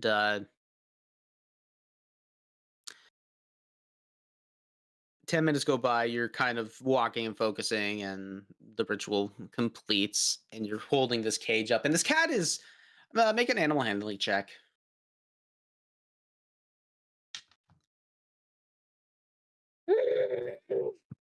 Mhm. I want to use my luck. Because that was a 1. Natural 20. Oh my Oh my God. god. 25. New pet. I mean, you're naturally really good with animals to begin with, and you kind of make a connection with this creature as it is, but you still get the sense that this is still very much a wild, feral Mhm. kitten. Mhm. So this is one of those things where, yeah, you have its trust, but trust is quotated, and Earned. it's not immediately attacking you as soon as you even try and get close to the cage, because this Mhm. thing is very much like doesn't like the presence of people around it. So the fact that there's a bunch of people and they're walking and in the cold, it's not liking any of this. So it's like the tendrils off its back shoulders are just whipping back and forth and whatnot, and you're holding the cage up and they're not reaching you Yeah. whatsoever. So you're just like you get close and it like just it's going in. As Mhm. soon as the ritual completes, "Yeah, let me out! Let me out! Yeah. Wow, you're very strong. Let me I out. don't. I do not know how to open that. Let me out. How long have you been in there? I don't know. Long time. Do you have a family?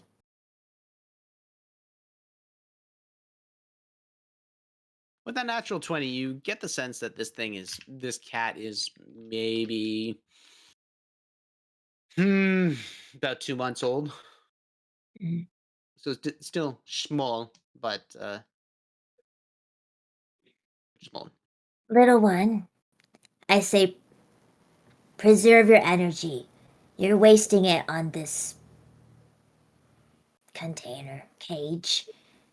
It's probably it's got magic or something. I don't know anything about it, but I can tell by the little thingies on it. It's got something to do. And you look strong, so you could probably break any basic cage. So this is probably special. So save your energy. You're gonna exhaust yourself, and it's cold. So don't waste it. And basically, at this point, you guys, like, Spleen's kind of muttering gibberish at this cat, and this cat's just like.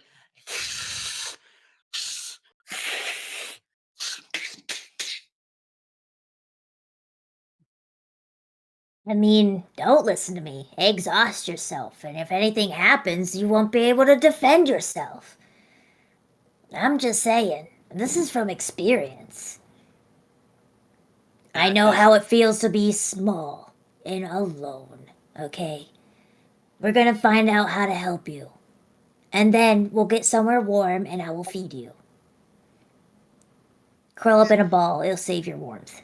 And it's at this point, like, the conversation kind of continues like this for the rest of the trip up. Anything else you guys want to do during the said trip? Recast my mage armor.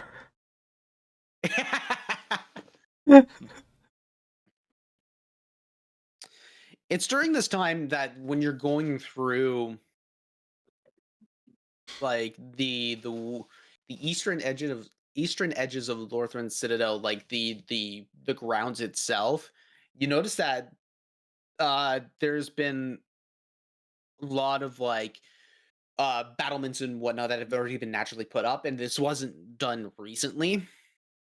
So you feel like Lyshras had been pretty good at trying to maintain some sort of a fortification. That being the case, you see the aftermath of a slaughter of what looks to be Lyshras men. There isn't any representation of white tradesmen or any of the Onvarian guard around. So what had come through here seemed to be very one-sided and efficient. You go through the town and you do hear the sounds of shamblers way off in the distance. Like, you're talking like you hear the wind on Mm-hmm. and on it you hear just the odd, like, but super far away. Like, you get the sense that it's just you're not anywhere near this. But the sounds of battle is still very much going on. And where the center, like, Soul Square is lit right up. There's a giant pluming smoke stack coming up from there. S- Sounds like there's still a few around. Hey, Howard, feel like making me fly again? I would love to. I can't. I'm gonna take my cloak and I'm gonna put it over the cage so that it doesn't have to look at the people and it will help keep the warmth. Here, this is gonna help. I mean, kitty doing kitty things. Yeah. And listen, that helps for cats. just block all sight. Don't look at it anymore. Eventually, like, the guard that you have with you, a couple of the Mastiff Battalion, these are high-ranking individuals, and their dogs are covered in what looks to be a very functionally warm blanket, but a functionally warm blanket, but seems to have these magical runes that bring a protective armor to it, and almost like an ethereal armor. These guys are adorned in on varying guard gear, and so they lead you. They lead you, four of them, lead you through the city, and just kind of like every once in a while you get the whiff of a sound, and they all look. Three will take a guard position while one will race right off and see if they can flush whatever it was out, then come back, and that's about it.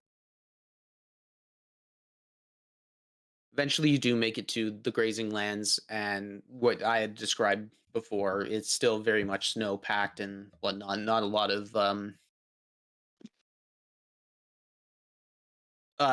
of traffic per se on it, but the camp that you guys had come into, or the camp, the refugee camp that was there, has been packed up and moved on. Okay. And you heard bits of this conversation through, uh, well, you guys were kind of sitting there and waiting with Fury and whatnot.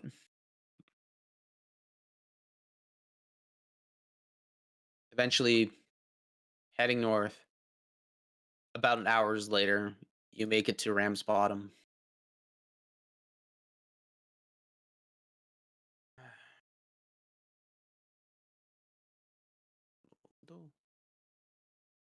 You see this beautiful homestead. It's beautiful homestead, very much like a classic farmhouse with a bunch of farms in the back. Large sweeping fields, and you see that there are animals still being held there and somewhat just getting their fresh air. Heading down this long road, you see like a large home, even for a dwarf, for dwarven standards, and it's in the middle of a field surrounded by snow. Looks to be packed down due to a lot of foot traffic. Some tents and a small community looks like has been set up outside of it. Looks like Liliana has been very busy maintaining the refugees there. And you see a bunch of small children, playing with the cows. Some cows, some sheep, some pigs. You see like some of the men, some of the women just tending the animals and doing basic chore work. There's a smell of food being being cooked. It smells like a nice roast is being made at this point. But there's a sense of warm, very, very warm welcome. And I mean, this is a home away from home.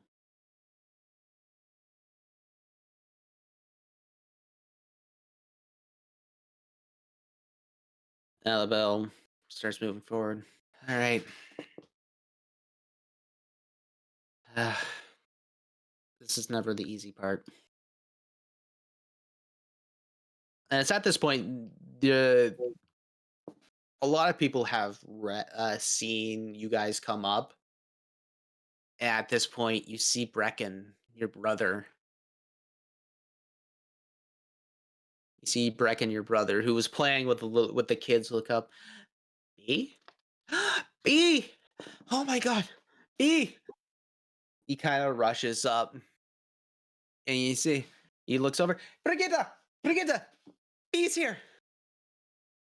And again, Belton, or sorry,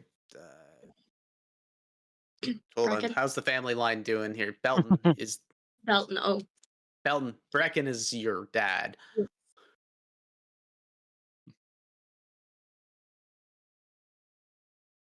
Yeah, I made a whole family line here. I gotta rearrange how everything works.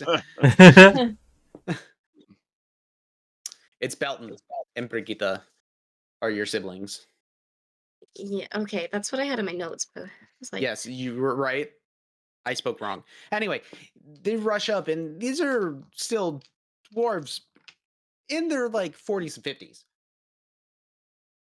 Uh, they're rushing up, and you see like they're happy to see, but the somber look on your face, it's like, Auntie Belle, Auntie Belle. It's like you're here, you're here. Just the somber look in the face of Alabelle and everyone else. What's going? What's wrong? You see Belle just like comes in, she hugs, it's like, hush, child. I need to speak. I need to speak to your grandmother. But she's inside. You want me to grab her? It's okay. I can do it. I imagine Tobias has been put on like a stretcher and we've been bringing him through. But yeah, you guys have been carrying the body respectfully, and you're not just like, put him in a haversack and off you go. Although, given Tobias, that would be the way he would love to do it. Yeah. He'll be in What a he would have sack. wanted. Weekend at Bernie's this shit. Hey, Tobias, how you doing?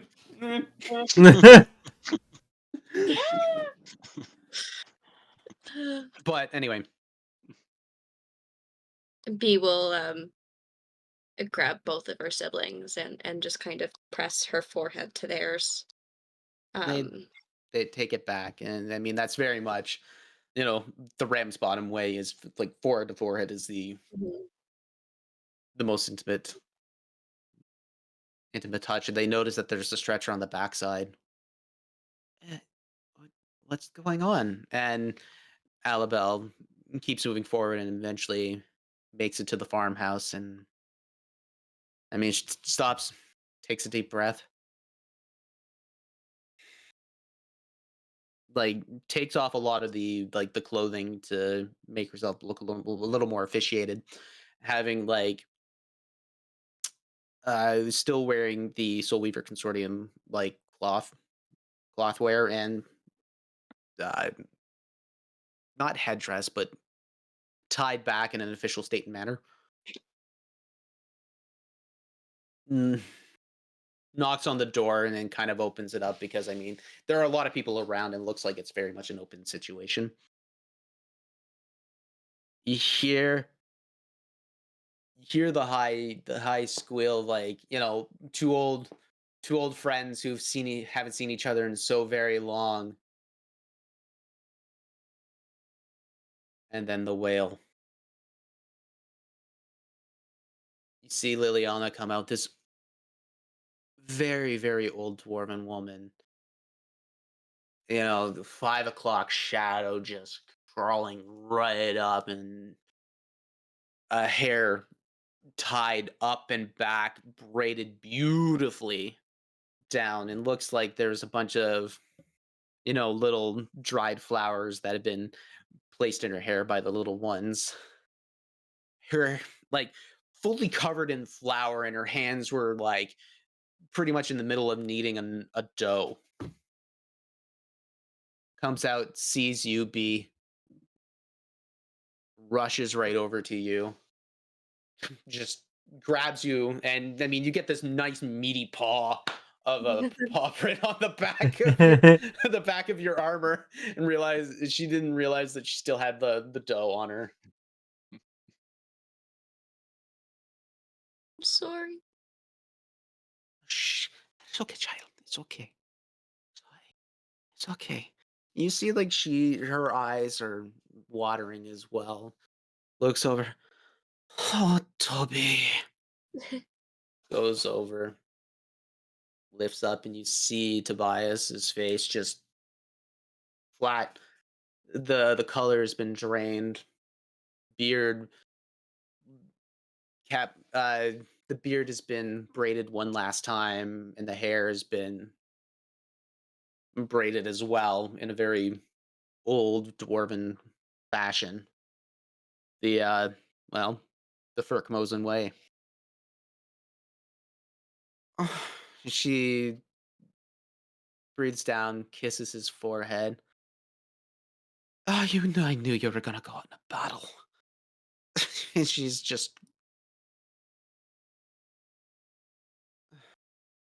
Did he fight hard? And Good. She takes this meaty paw of a hand, does like a half slap across his face.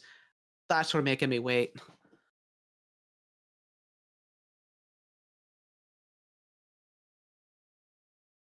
And I think there's where I'm probably going to end tonight's episode.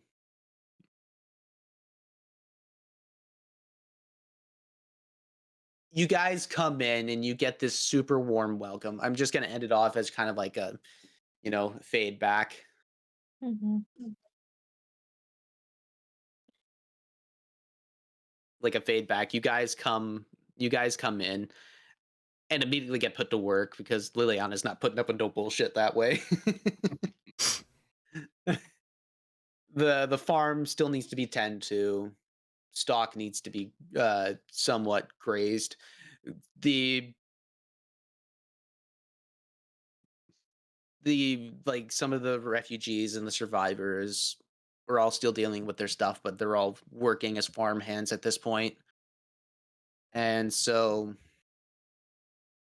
you're all put to work one way or another, Uh Diamondback, because of your barding experience, you get spared a lot of the heavier labor, but you get put on like go by the fire and start Entertain the looting. people.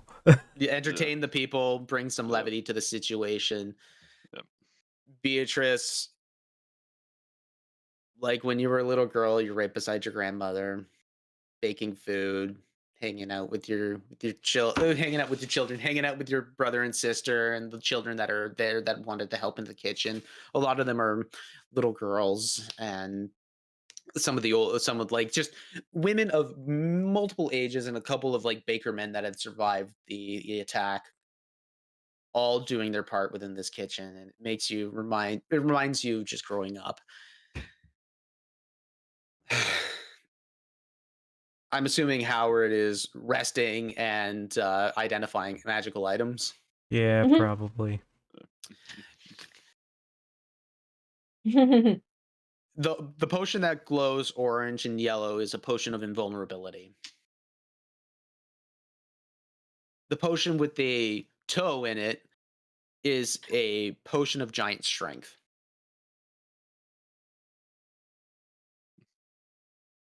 The scroll is a commune scroll. It's a level 5 scroll. And the sack is Hayward's handy haversack. What's that? Think of a backpack version of the bag of holding. Oh. What? With that, Spleen, you're easily with the animals, trying to maintain their happiness. Some of them are very immediately afraid of you because of your small stature and green sharp teeth, but because of your animal handling nature, you easily get them to calm down and listen to you. And Yeah. they're domesticated creatures to begin with, so it's just gaining their trust isn't. Yeah. I start telling them stories of like adventures and things, and I keep the displacer beast close as well to hear and listen. Um, but at times I look through the window and look at everybody, and especially like Bee's smiling face, and Like this in a dwarven culture, especially the way Liliana would talk about the old country, how you would respect the dead. It was to be to feast, to drink, to enjoy the past that was with them, and to share the good memories that had been made. And even though they may be gone, they're not forgotten.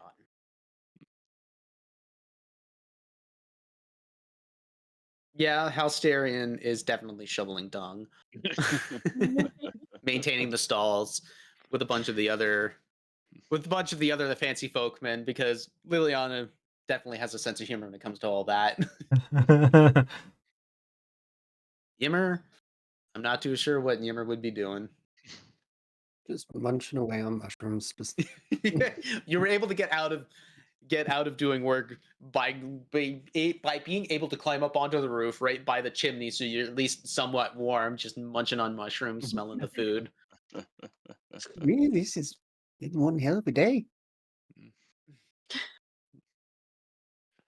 Oh my god, Yimmer, you're here.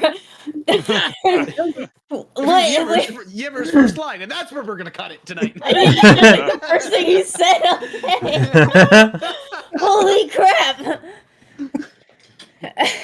Trust me, I messaged Matt and be like, "You haven't spoken all episode. Are you okay?" He's like, "Yeah, we're fine." It's like it's not a I'm Yimmer just episode. I'm vibing. like, we're good. Yeah, it's like, hey, if I said anything as Yimmer, it probably wouldn't be good. Like, do I offer to reanimate Tobias? Oh my god. Oh, He's a friend now. And now today we're gonna talk about how players kill other players. And suddenly Yimmer has no head. That being the Don't I case, have to say goodbye? guys. Anyway, I know we have a party appreciation going on, so B, I want you to go. I need to go to the bathroom real bad, though. I'll be right back with you. Baby's first party appreciation. yeah. Hey. Mm-hmm. I know.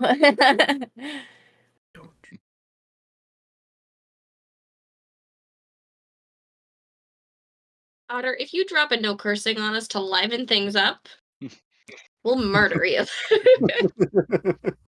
Oh. Oh. Threatening auras just all directed towards one direction. Swear to God. Dinkelberg.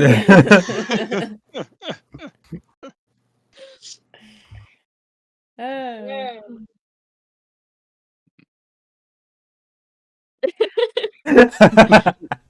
A kind and loving monster otter. A water ferret kind.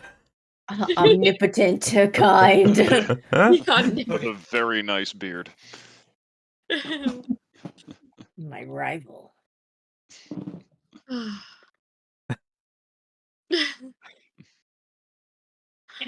You missed us all assuming Otter was about to drop a no cursing. Oh.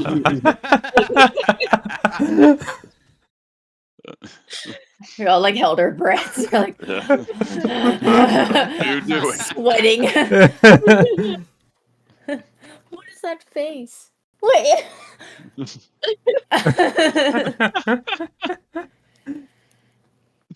Well, anyways, party appreciation. I'll just start by doing a general group one, because I appreciate you all. It has definitely been a journey to come into an already established game with so much lore as a character who knows none of this lore, and therefore taking that on as the player to be like, I'm not gonna go back and watch anything. I don't know what's going on. So I genuinely sometimes have no idea what's going on. But you all have been so incredibly welcoming and so incredibly fun to play with. I do truly very much look forward to Wednesday nights because it's such a pleasure to play to play alongside all of you. Just the pure chaos that we all cause in our own different ways. I feel like there is not a chaos, or there is not a not chaos maker among us. We all have our own version of chaos. So it's very much. I always smile at the end of our games. I'm always laughing. It's truly a joy to sit along all of you. So I mean, I don't know how many episodes I've been a part of now, but I've been learning little things about each of you and how you play. So I'll just kind of go with how you all appear on my screen. Diamond Vac. Oh. First things first. Thank you so much for making that a Very reality. merchable. Yep. Wow. Yeah, you have been a really cool player to play with. Just seeing how you take your character and have built on him in the little time that I've known him. And playing a not horny bard is really fun to play alongside of. Even my cat's getting in on it. Yeah. Like, yeah. It's really fun to play with like a Western style like cowboy. So I think that's really cool, and all of the songs and the creativity in your songs.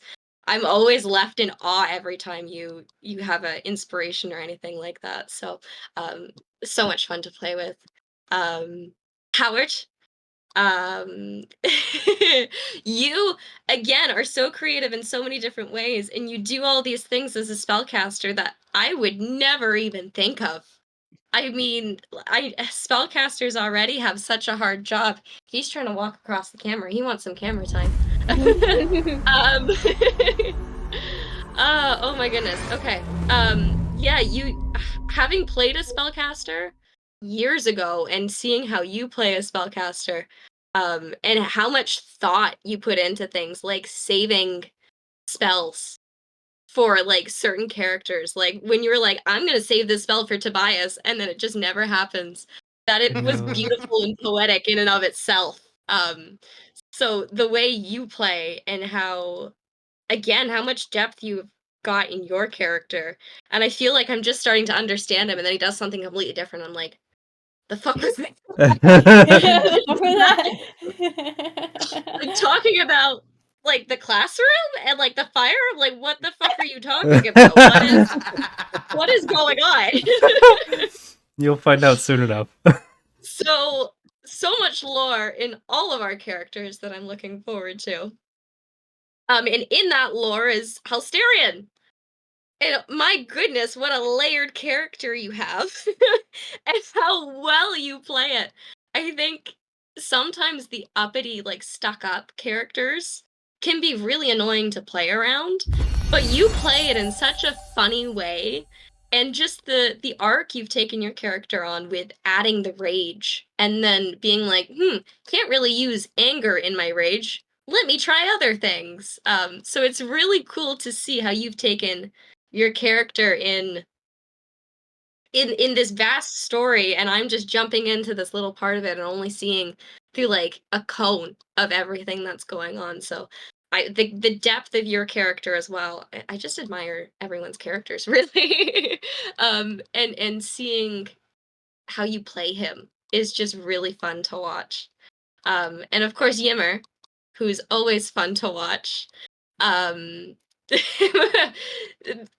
the friends are just so fun, and the mushrooms are just so fun, and there is always something fun about Yimmer, and I feel like he is our light and dark times in many ways.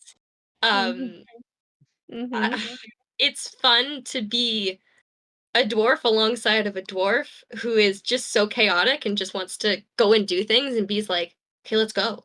Like, let's just go.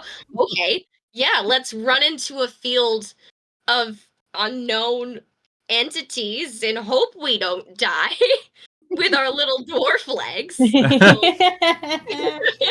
That's so It's funny. been- It's been so much fun to play with you and to see just the little things that you'll pick up on and just grow on. And of course, speaking of little things, spleen. Little spleen. Yeah, I came into it with the lore of goblins bad, because that's how dwarves think.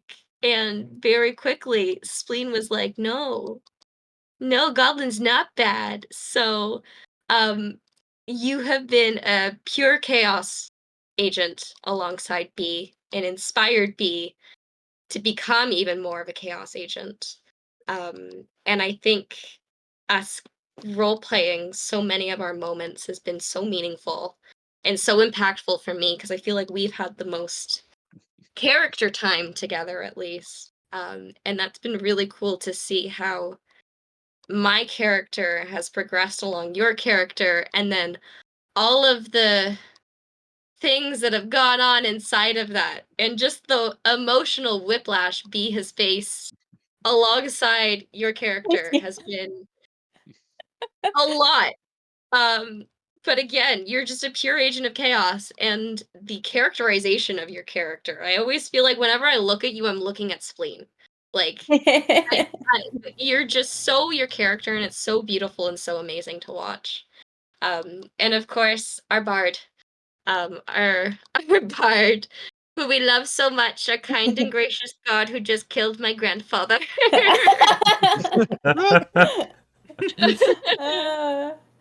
Um, Does that mean he it killed has himself? been basically, yeah, So I killed your poetically own let character, go of a piece of me, a which past that is I don't need to come back from.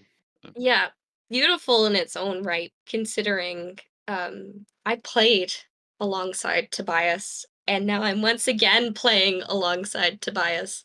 So it's been beautiful um to see this world that you've created. And I remember when that old campaign died and you had all these ideas and you were like, I'm going to build a world and I'm going to include everybody's characters in it. And to see and be a part of the world in two different characters, because my lovely Alabelle is just as strong as she ever was and just as badass, has been incredible to see. So I thank you for your storytelling.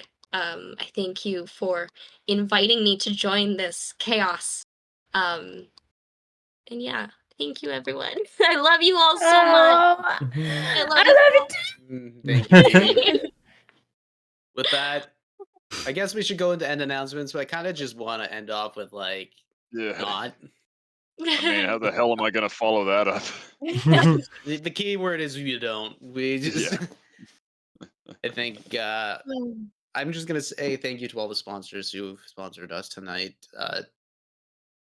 Tom, if you want to sing the song for our mama bear, Yep. Let's get. we'll do that. But after It, that, I think we're just gonna leave it be and just go our way. yeah. It's a. Thankfully, I picked a somewhat heartwarming tune tonight. So, Mama Bear. If we had $1,000,000, we'd still love you, Mama Bear. If we had $1,000,000, we'd love your money more because you care. If we had $1,000,000, you'd still be the best. it. Alrighty.